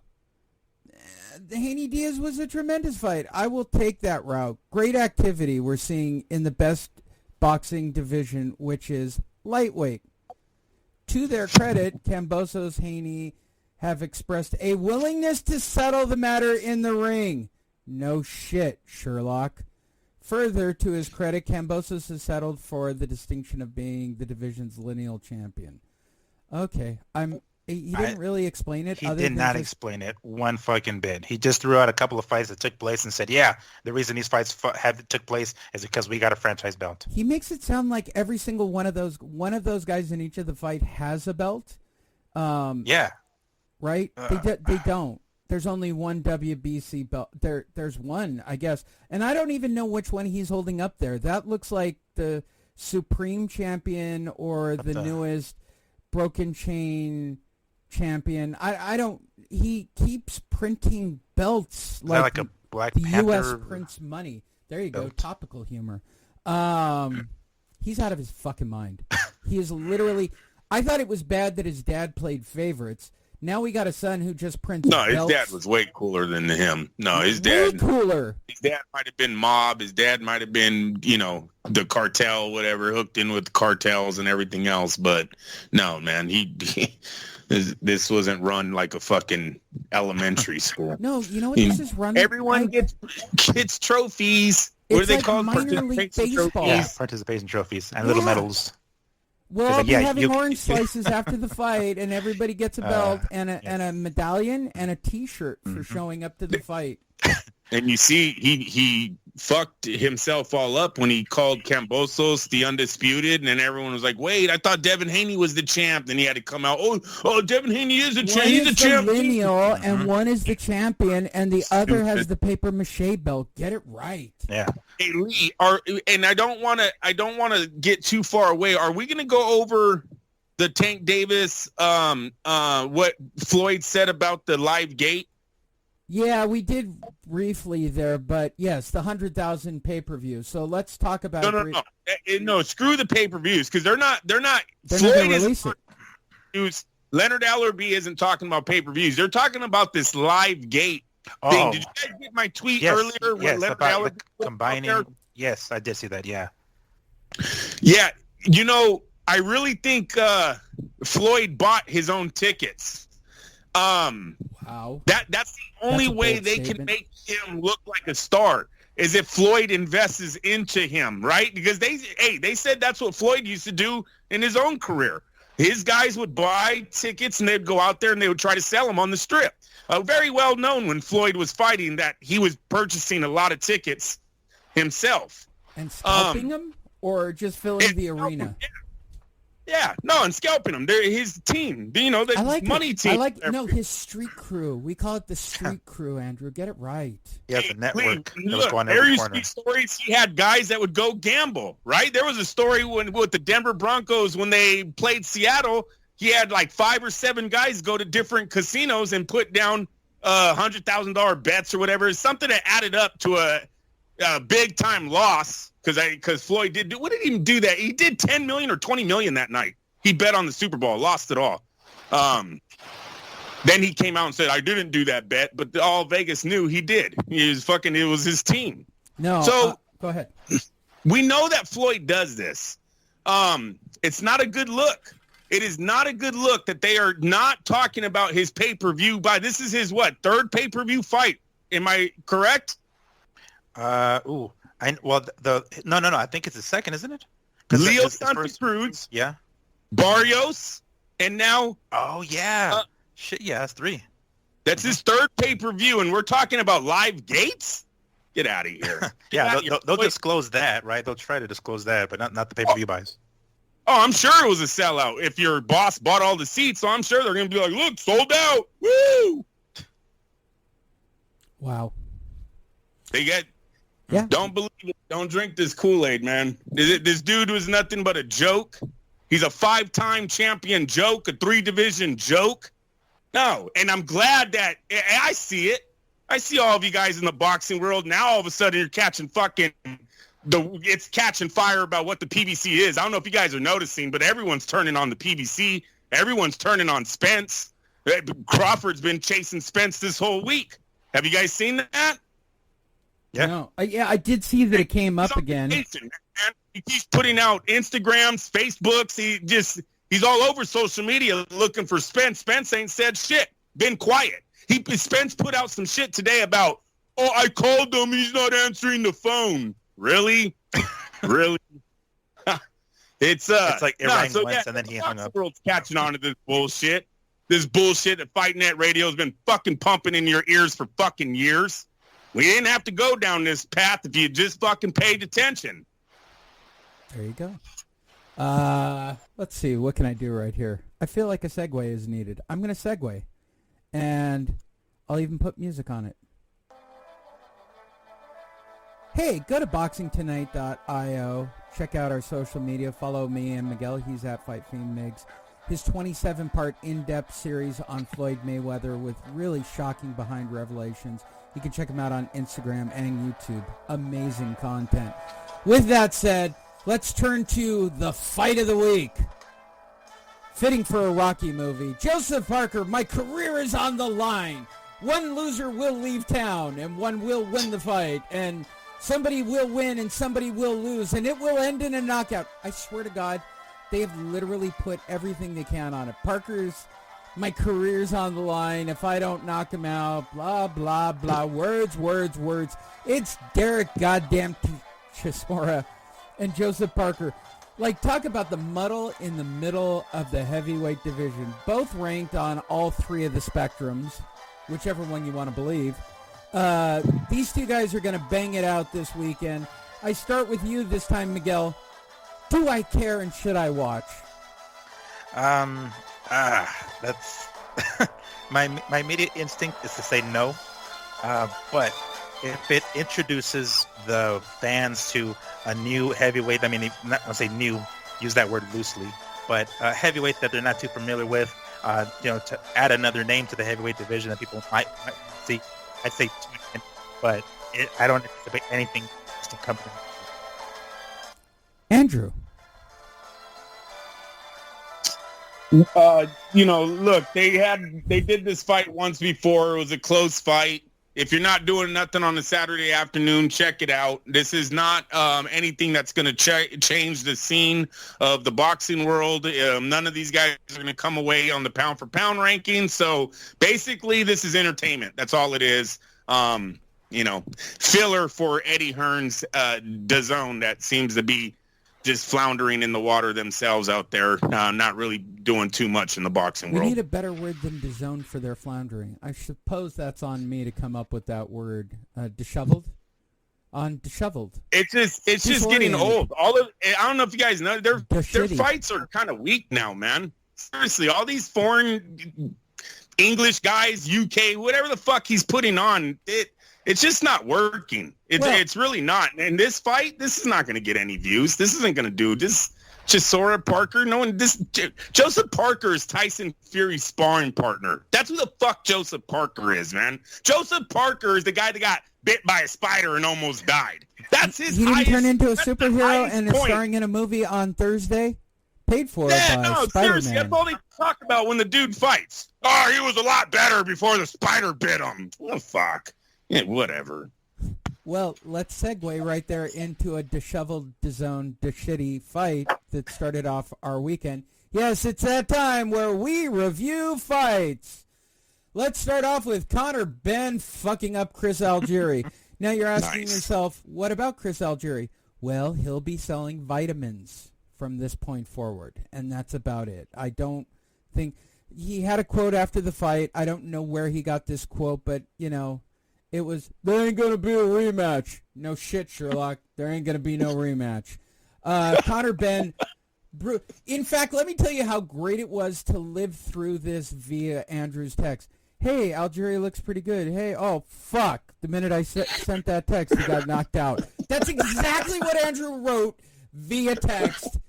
And it's the funny, like, I was doing something else. I wasn't going to stop my day for that goddamn fight. I'll watch the highlights. As obsessed with Chris Algieri as I actually am. But listening to you two talk about it like you guys got your snacks. You're watching the TV. Oh, my God. Chris Algieri, big step up. You guys are all into it. And Andrew writes, hey, he's looking pretty good. Did I get that correct? It was you, Andrew, who wrote, just as I wrote that, he got knocked the fuck out. Yes, no, it's true, man. I was watching. I was like, you know, he looks good for not really being in the boxing game anymore. You know, at least as an elite fighter, if he ever was one. For a vitamin salesman, he looks fucking great. Yeah, exactly. No, yes, Chris Algieri lives a clean life. He's going to look like that until he's 80. You know, it's that's just who he is. And I was falling for it, Lee. I was like, hey, Lee doesn't look too bad. He's actually looks like writing this in real time. I didn't have to watch the fight. I'm looking at Andrew's quotes, and I'm like, this doesn't sound right at all. And then the next thing is, fuck, as I'm writing that, he just got knocked the fuck out. Yeah, beautiful right hand by Conor Benn, though. That was a beautiful right hand. Well, do you think more of Conor Benn? Was it a step up, or did he beat up a vitamin salesman, which is what I believe this fight to be? Yeah, no, I agree with you. He beat up a salesman at the end of the day. I can't give him too much credit. I was giving more credit to the way Algieri looked than his fighting ability, right? It was just, you know, for his age, for him being out of the big limelight, the dude still looked good. Yeah, I did not think he was winning the fight. Didn't think he was going to win the fight. None of that was there. It was just a matter of me going, Chris, look, bang, fuck. It was pretty bad. It was like when I hit send. Miguel. Well, I mean, yeah, I did kind of fall for it for a second. You know, the way Algieri looked. Yeah, you two were into it like you were watching the scrap of the year. No, I guarantee you thought in the first round, it's a good scrap. No, I certainly didn't think that. But, I mean, you know, considering Algieri looked great on the fucking scale, and I thought, oh, shit, he's ready for being, you know, out of the, you know, the public eye for a while as far as, like, in the ring goes. And I was like, damn, he looks pretty good. And then that first round, I was like, shit, you know, well, cut me bad. Did he fucking win that round? I was like, oh, it seemed like the Conor was barely started getting into his groove. And then, yeah, I mean, that great 1-2 was magnificent. He threw that fucking right, and he just dipped his head to the left slightly and cracked him right down the center. And yeah, that was it. But I mean, I'll give you Miguel's text. 2:22 p.m. 2:22 p.m. Chris Algieri not looking bad in the first round. 2:34 p.m. Oof, that didn't age well. 12 minutes later. Yeah. Bottom line. Do you say good scrap, Miguel? Oh, geez. Doesn't translate, does it? Doesn't translate exactly the same. No. No, I'm just wondering. It doesn't. Okay, which brings us to our last callback joke of the day, even though I lied and said it would be before. Mauro Ranallo joins us. Let's go. Here we go. It's time to play the longest standing show in Fight Net radio history. Can he knock Lee out? With today's opponent, Chris Algieri. Here's how the game works. Chris Algieri's buying beer in a beer line. Lee walks up and is the asshole that he always is. He steps on the foot. They say, what's up? Chris Algieri goes to throw a punch. Our opponents have the option of saying what happens next. If you're playing along at home, and you should be, the answers are yes, he knocks you out without spilling his beer. Yes, he knocks you out and spills his beer. No, he's not capable of even doing that. Today, our opponents are boxing writers, not members of the Boxing Writers Association. We'll start with our first one, Miguel Antonio Barragan. Does Chris Algieri knock out Lee Honish?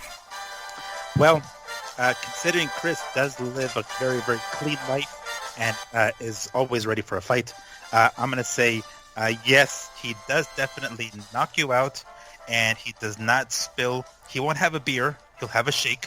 He'll have a shake in his hand, and then after knocking you out, he tries to sell you Herbalife products. What's up, bitch? Is that a fucking shake? Are you drinking a protein shake at the fight? You're a fucking bitch, Algieri. I'm telling you, he's an Herbalife ambassador, and he's going to try to sell you some stuff from Herbalife. Well, there'll be a lot of people around. I'm sure we'll draw a crowd once I say that out loud. Andrew, does Chris Algieri knock me out with his protein shake without spilling it? I love that. That was a good one. That is a good one. I'm going to say no. I don't think Chris Algieri's ever been in a fight outside of a boxing gym. I think he would try to talk you out of it, Lee.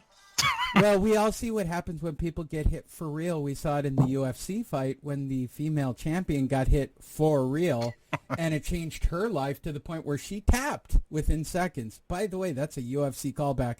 And if you don't get what happened in that fight, she got hit for real and went, fuck this, I'm out of MMA. And hey, now, are you talking about the Amanda girl that lost this weekend?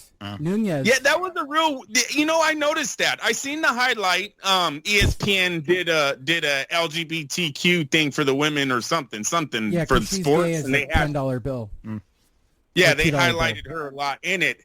The highlight of that fight, though, it seemed like she tapped out before the girl even wrapped her neck. Yeah, okay, so Killian was watching it with me. I had another guest, a couple of people watching the fight. Killian goes, fight was fixed. I'm like, nah, bro, she got hit for real. She was going to tap no matter what. She would have tapped after she got hit. She knew what was coming. She got hit. She did not want to go out. She did not want to go out. She said, fuck this, I'm hurt. First off, she ran out of gas because you can tell that bitch was flat as fuck. They both were, yeah. Then Pena's left jab or that left hook was just not missing. She just could not miss with that fucking left. And, Nunez got hit. I mean, Nunez, to be truthful, I don't think Nunez was herself. Maybe something wasn't happening. Regardless, she came into the fight ready and got her ass spanked. But that was pretty much it. She knew she got Ronda Rousey. She got, and then once Pena got that arm around her and started to crank on the neck, even though it wasn't really under the chin, it wasn't a choke. It was probably on her jaw. And when you hear your jaw crack, it's kind of disheartening. Yeah, so you don't really have to get it in there. But yeah, I still think it was that. I think she knew what was coming. She was going to get worse of an ass whooping. It's like, you know what? Fuck this. I'm looking for the door. I'm out. I'm out of here. I'll get the rematch. You guys are a little bit too nice. You're being a little too nice there. And they're fighters. She's been doing this for a long time. I'm sure she's heard her jaw crack before. She's got to be. I thought it was weird. It was a weird tap out. It was very weird. Yeah, it was. It was a little sketch. It was. Killian straight up watched it and went, the fight was fixed. And I went, you think she bet against herself at 6-1? I mean, look, listen. If the fight, here's the thing: if you're gonna fix a fight, if you're gonna throw a fight, you're gonna take as little of an ass whooping as possible. She took a fucking ass whooping and then tapped. It doesn't make any sense to do it after you got your brain rattled for 2 rounds. I may not have experience with throwing fights, so let me tell you, the first one that's even in the ballpark, hit the fucking mat. It's a no-brainer. Take the dive and the story. Dive. Get your payday and go home. I mean, and then wait a year and then tell everybody you took a dive, and then you won't feel so bad about it. If I had experience with it. Yeah. Nonito Donaire didn't need that help. He took out Raymart Gaballo in 4 rounds. There's a theme to 4-round knockouts in the first 2 stories. The Filipino Flash did it again, and they keep doing he's turning back the hands of time. Oh, my God. He just keeps getting better with age. Okay. I still think, let's just call it, Inoue is going to fuck him up again. I mean, I don't know what everybody's thinking here, but Naoya Inoue is kind of the impenetrable object in this particular scenario. And that's what he's building himself up to. Another fucking bloodfest bludgeoning between the two of them. And to be perfectly honest, I saw the fight. He looked really good. It's fucking Raymart Gaballo, okay, who we're never going to hear from again. And we're talking first words out of his mouth. Naoya Inoue. I'm trying to make the fight. Naoya Inoue. It's the only words coming out of my mouth is Naoya Inoue. Why, bro? Like, what is it with you that thinks you've got something? You're not going to get faster. I'm talking real boxing again. I was told I could by our producer, by the way. He's not going to get faster. He's not going to be stronger. If anything, his skills are probably less than the first time they fight. So I learned nothing from the fight other than he's a really good guy and he's a really good family guy. And I've always thought that Nonito is a good guy. He's done the show, for God's sakes. Anybody who does the show has to have a good sense of humor. I'll start with you this time, Andrew. I get it, but fuck, dude, let the Inoue thing go. That's... Jesus Christ. Well, that's Lee. That's the biggest fight for him. I think that's why he he's think looking it's to get strictly that. about a payday. Well, yeah. I mean, isn't that what the end of the day? That's what they're all looking for, right? Or the big fights, big checks, and he's earned it.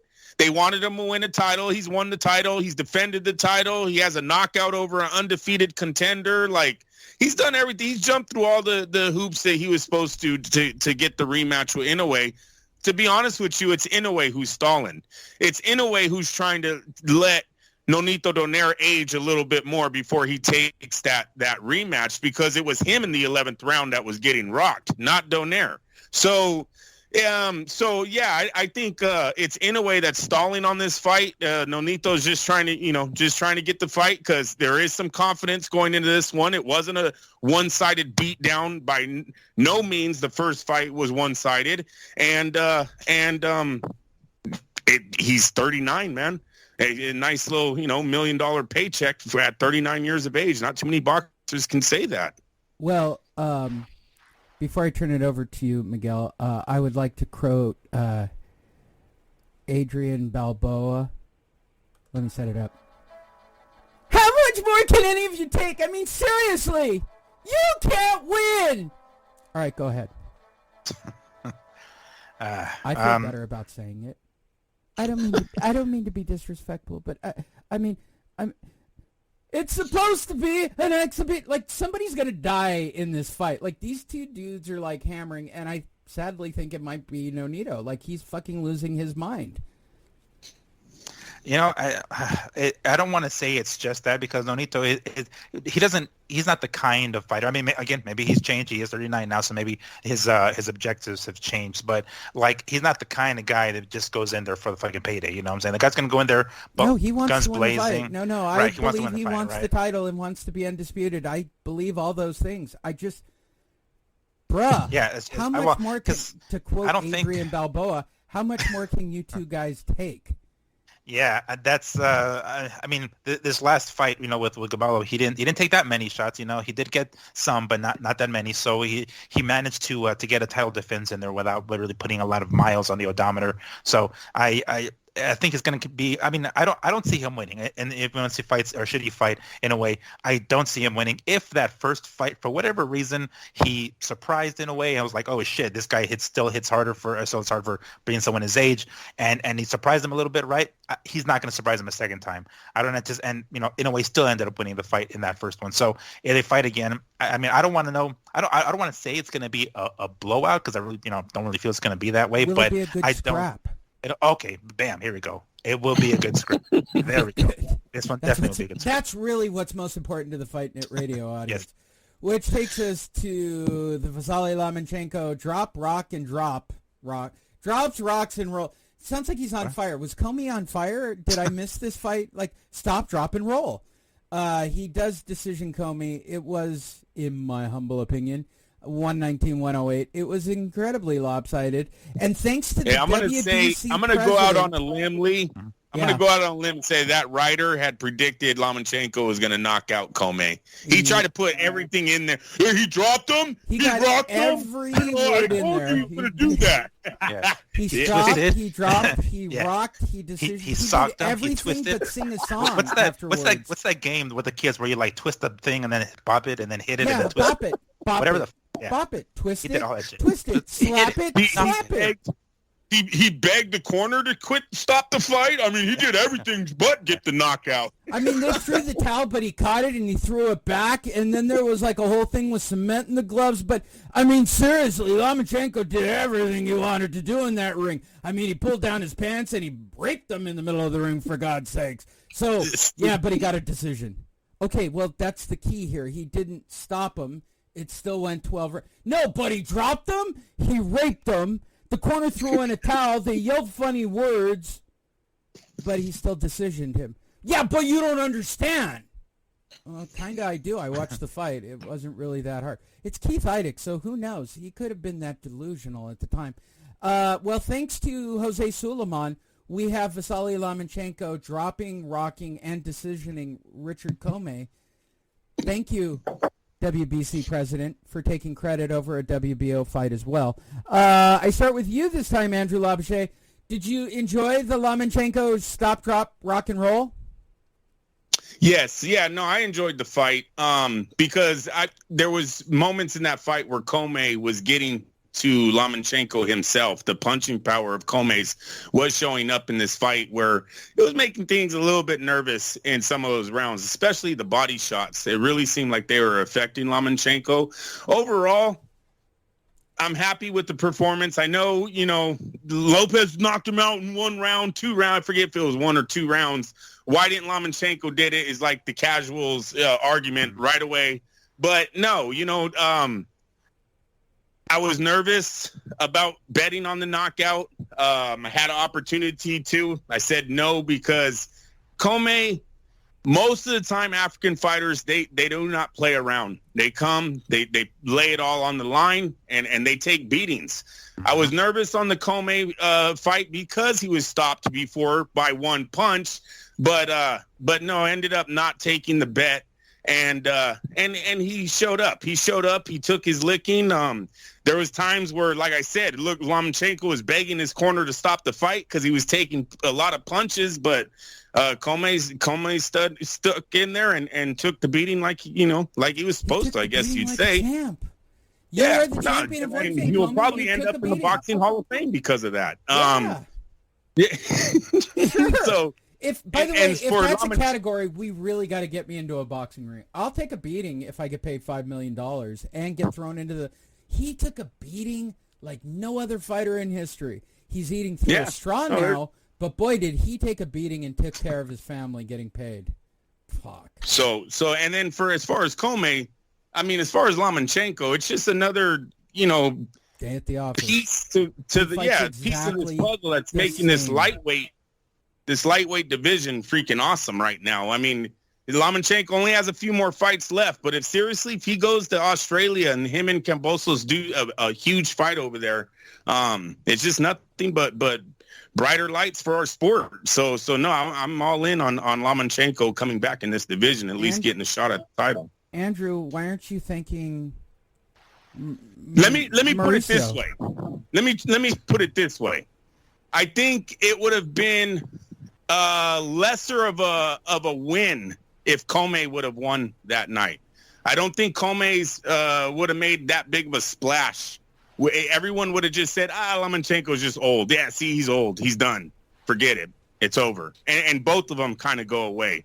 With Lomachenko winning, no, the star is back. The Matrix is back. All of that gets played out again, and now he's going to make a big fight with one of these other. Don't sleep on Lomachenko. He'll drop rock and sock one of these other young and up and coming fighters. It's something we talked about last week about the welterweights missing. Lomachenko was there offering it to the lightweights. He's going to put one more time. He's going to put his name on a big card. Hopefully, one of these young guys could take him out, and we move forward. Miguel. So I mean, I'm not sure how much. Well, first off, yes, props to Comey for taking the ass whooping. We mentioned another fighter from Ghana earlier with the Zuma Nelson. These guys can just take an ass whooping and they can keep on coming. So props to him for doing what he could. I mean, his corner certainly didn't seem too interested in throwing the towel at any point. It was really more so fucking Vasily trying to get the corner in. Maybe he put money on the fucking KO and he's like, guys, I can't take him out. Come on, throw the towel. I need a KO as shit. So I wouldn't be surprised if that was the case. But I mean, it did look. I don't know. My impression before this fight was Lomachenko's going to try to take on Teofimo Lopez's past opponents to try to make him look bad, to try to make his case for a rematch. Right? That's what I figured. Obviously, that hasn't exactly turned out because Lopez has lost his title, but. It did look like, hey, High Tech is back, right? He's back. He's back better.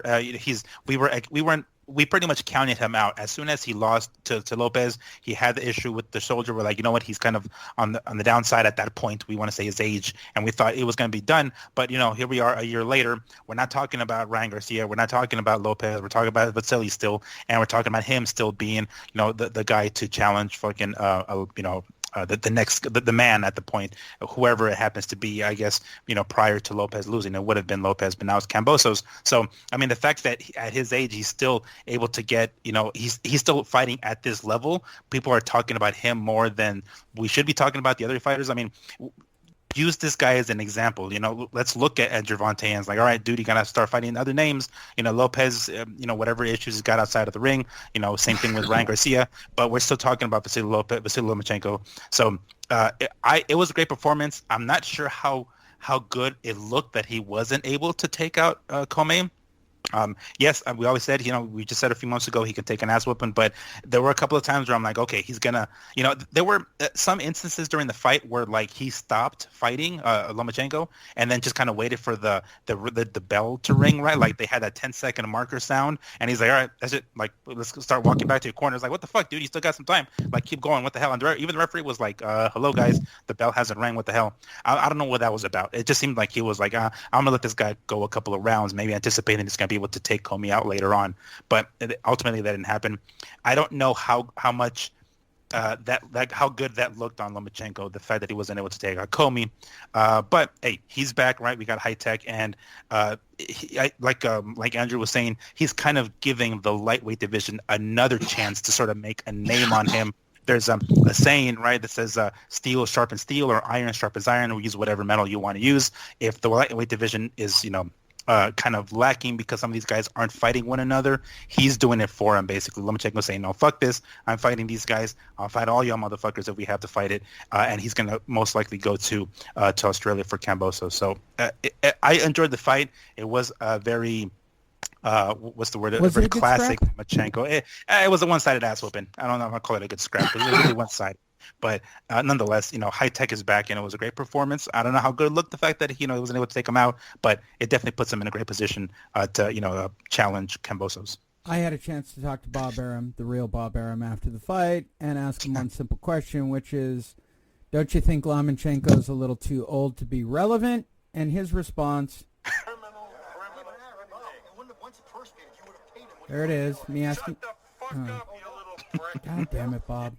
You just don't like it when I ask questions.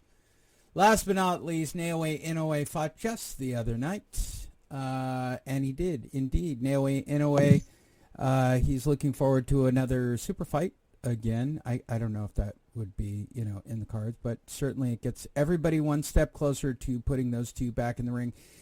He stops Aaron Diapon in 8 rounds. There's only one of us on this show that more than likely watched it, so let's start with him. Miguel, did you watch it?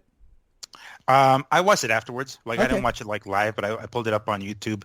I mean, it pretty much was a one-sided ass whooping, and they ended up getting stopped in that 8th round. It was bad. Like, the dude's face looked really bad. Like, he was his nose was bloody, his mouth was bloody. It was really, what was it like? This was probably like a mandatory title defense or something like that, because it didn't look like I don't know, Depayan. I don't know how to pronounce the last name. It didn't look like he was able to do anything to Inoue, like, at all.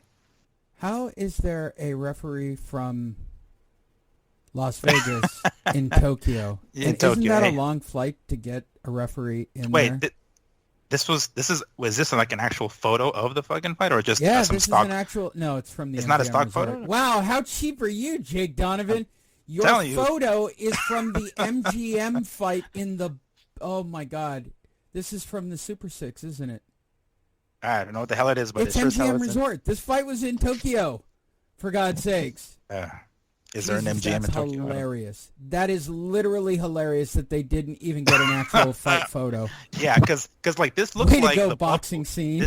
This looks like the bubble, right? That's what it looks It like. is the bubble. Right? And it's like, I remember there being hella fans in Japan and for the fight, and it was a ton of fucking people there. I'm pretty sure I saw that. That's hilarious. Andrew, are you feeling super fight now? No, and I'm actually, it's kind of a letdown. This wasn't on American television, huh, Miguel? No. I saw it later on YouTube.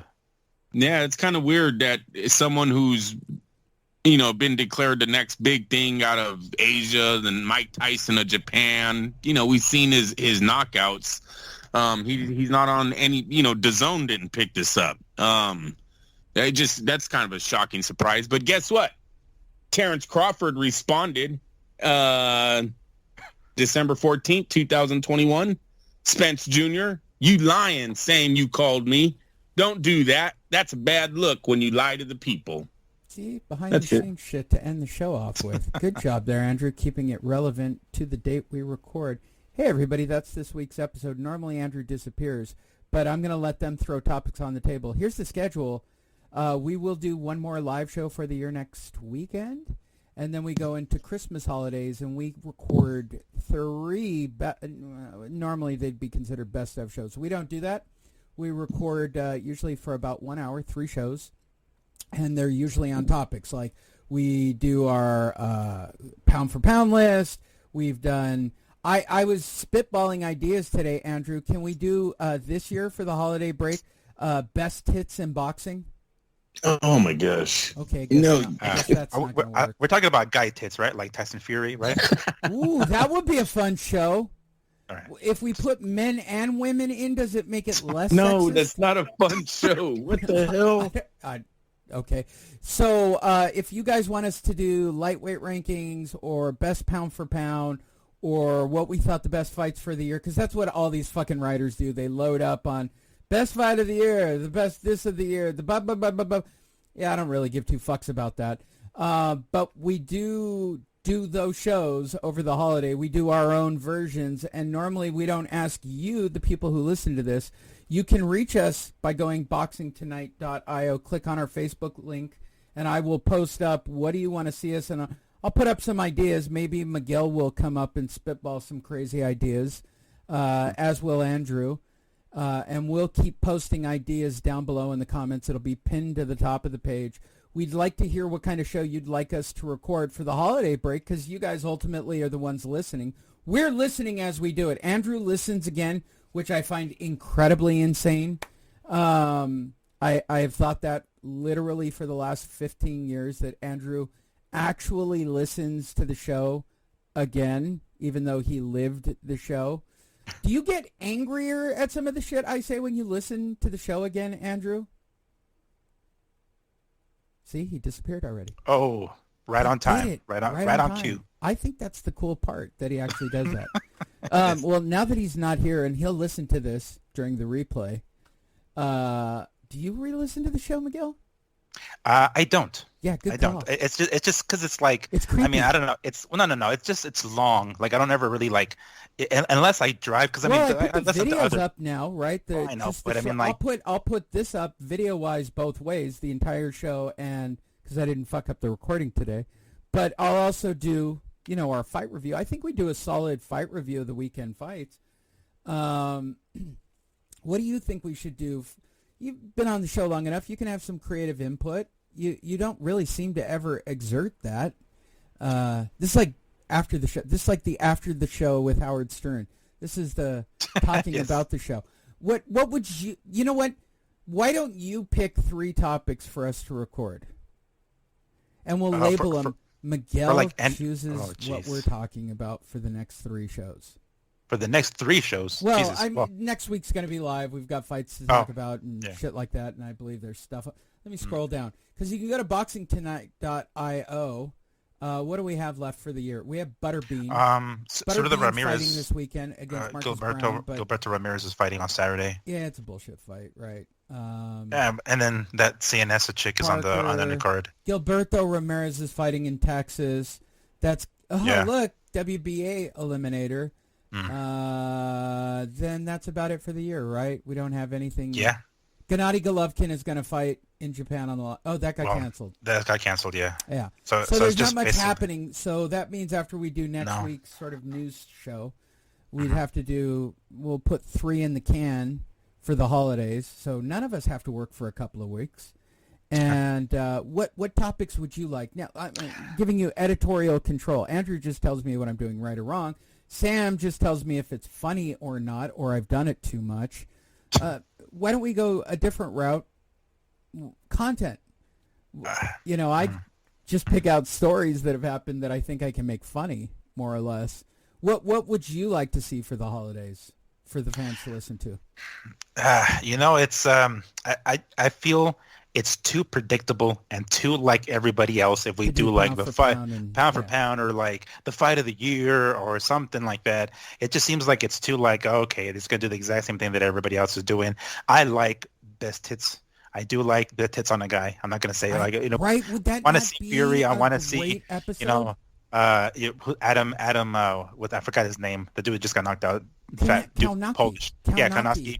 It's funny to see, or like funniest face getting knocked the fuck out or something like that. Something that is funny, but it's just like not exactly what everyone else does because it's. I mean, like I follow a lot of other accounts on Instagram, right? And they're just once fight night comes around and the fight ends, it's like I'm scrolling through my feed and I'm like, yes, Canelo beat Plant, yes, and I'm just scrolling. They're all reporting the same shit, obviously, because it's the same fucking result. So it gets a little monotonous when it's like the same fucking thing. We're doing the same thing that every other show does. It just seems like a little stupid. But anyway, we didn't even name this week's show, but it's hard to say. Well, I'm pretty sure it's the Mauricio Suleiman is taking credit for all the lightweights fighting. Yeah. It's too hard to pass that up. I mean, that's literally the most delusional thing of the week. Or Bob turns 190. Do you think if we put that, people will believe? I always just put shit in the title because I know that the writers are listening to this and they're scrolling and making their notes. Shout out to Jake Donovan. Yeah, it'll be really interesting to see where that all plays out. All right, well, roll those around. You, the fans that are listening or watching the video, go to boxingtonight.io. First of all, follow at FightFeedMigs on both YouTube and the Instagrams. You can follow me at Lee Honish. More importantly, go to Facebook at FightNet Radio, right? And Miguel shares his content now after I've literally told him for years to start sharing his content. He's now doing it. So you can see it all on the Facebook feed. I will post up at the top. Miguel and I will spitball ideas back and forth and keep adding them onto the Facebook page. I think Best Titties Male is hilarious. It's like Best Boxing Titties. Best Boxing Titties Male. So great, right? We could certainly use Holly Holm as the line for attractiveness. Like, if you got a rack more attractive than her, then maybe we'll change it. But yeah, I mean, KO of the year is very common. Top 10 pound for pound is common. Or fight of the year. Oh, fight of the year. God, what a pain in the ass. What you guys think is fight of the year is not my fight of the year for sure. I'm going to be perfectly honest. Chris Algieri won it hands down for me, and here's why. It is exactly how Andrew said it, and I literally laughed so hard. I was out and about when I got that text that I almost literally wet myself. I laughed so hard. It was so perfect and spot on. But go to FightNet Radio on social media and follow. And I know the regulars. We do have a crew of regulars. Shout out to all of you. I haven't said any of your names in quite some time, but I know you guys are all still out there listening. You're all still interacting with us on social media, so I appreciate it. I do know you guys are there, and we do care, right? We built boxingtonight.io. We got all the social media cleaned up. We got all the backlinks. We got a news feed that nobody in boxing has.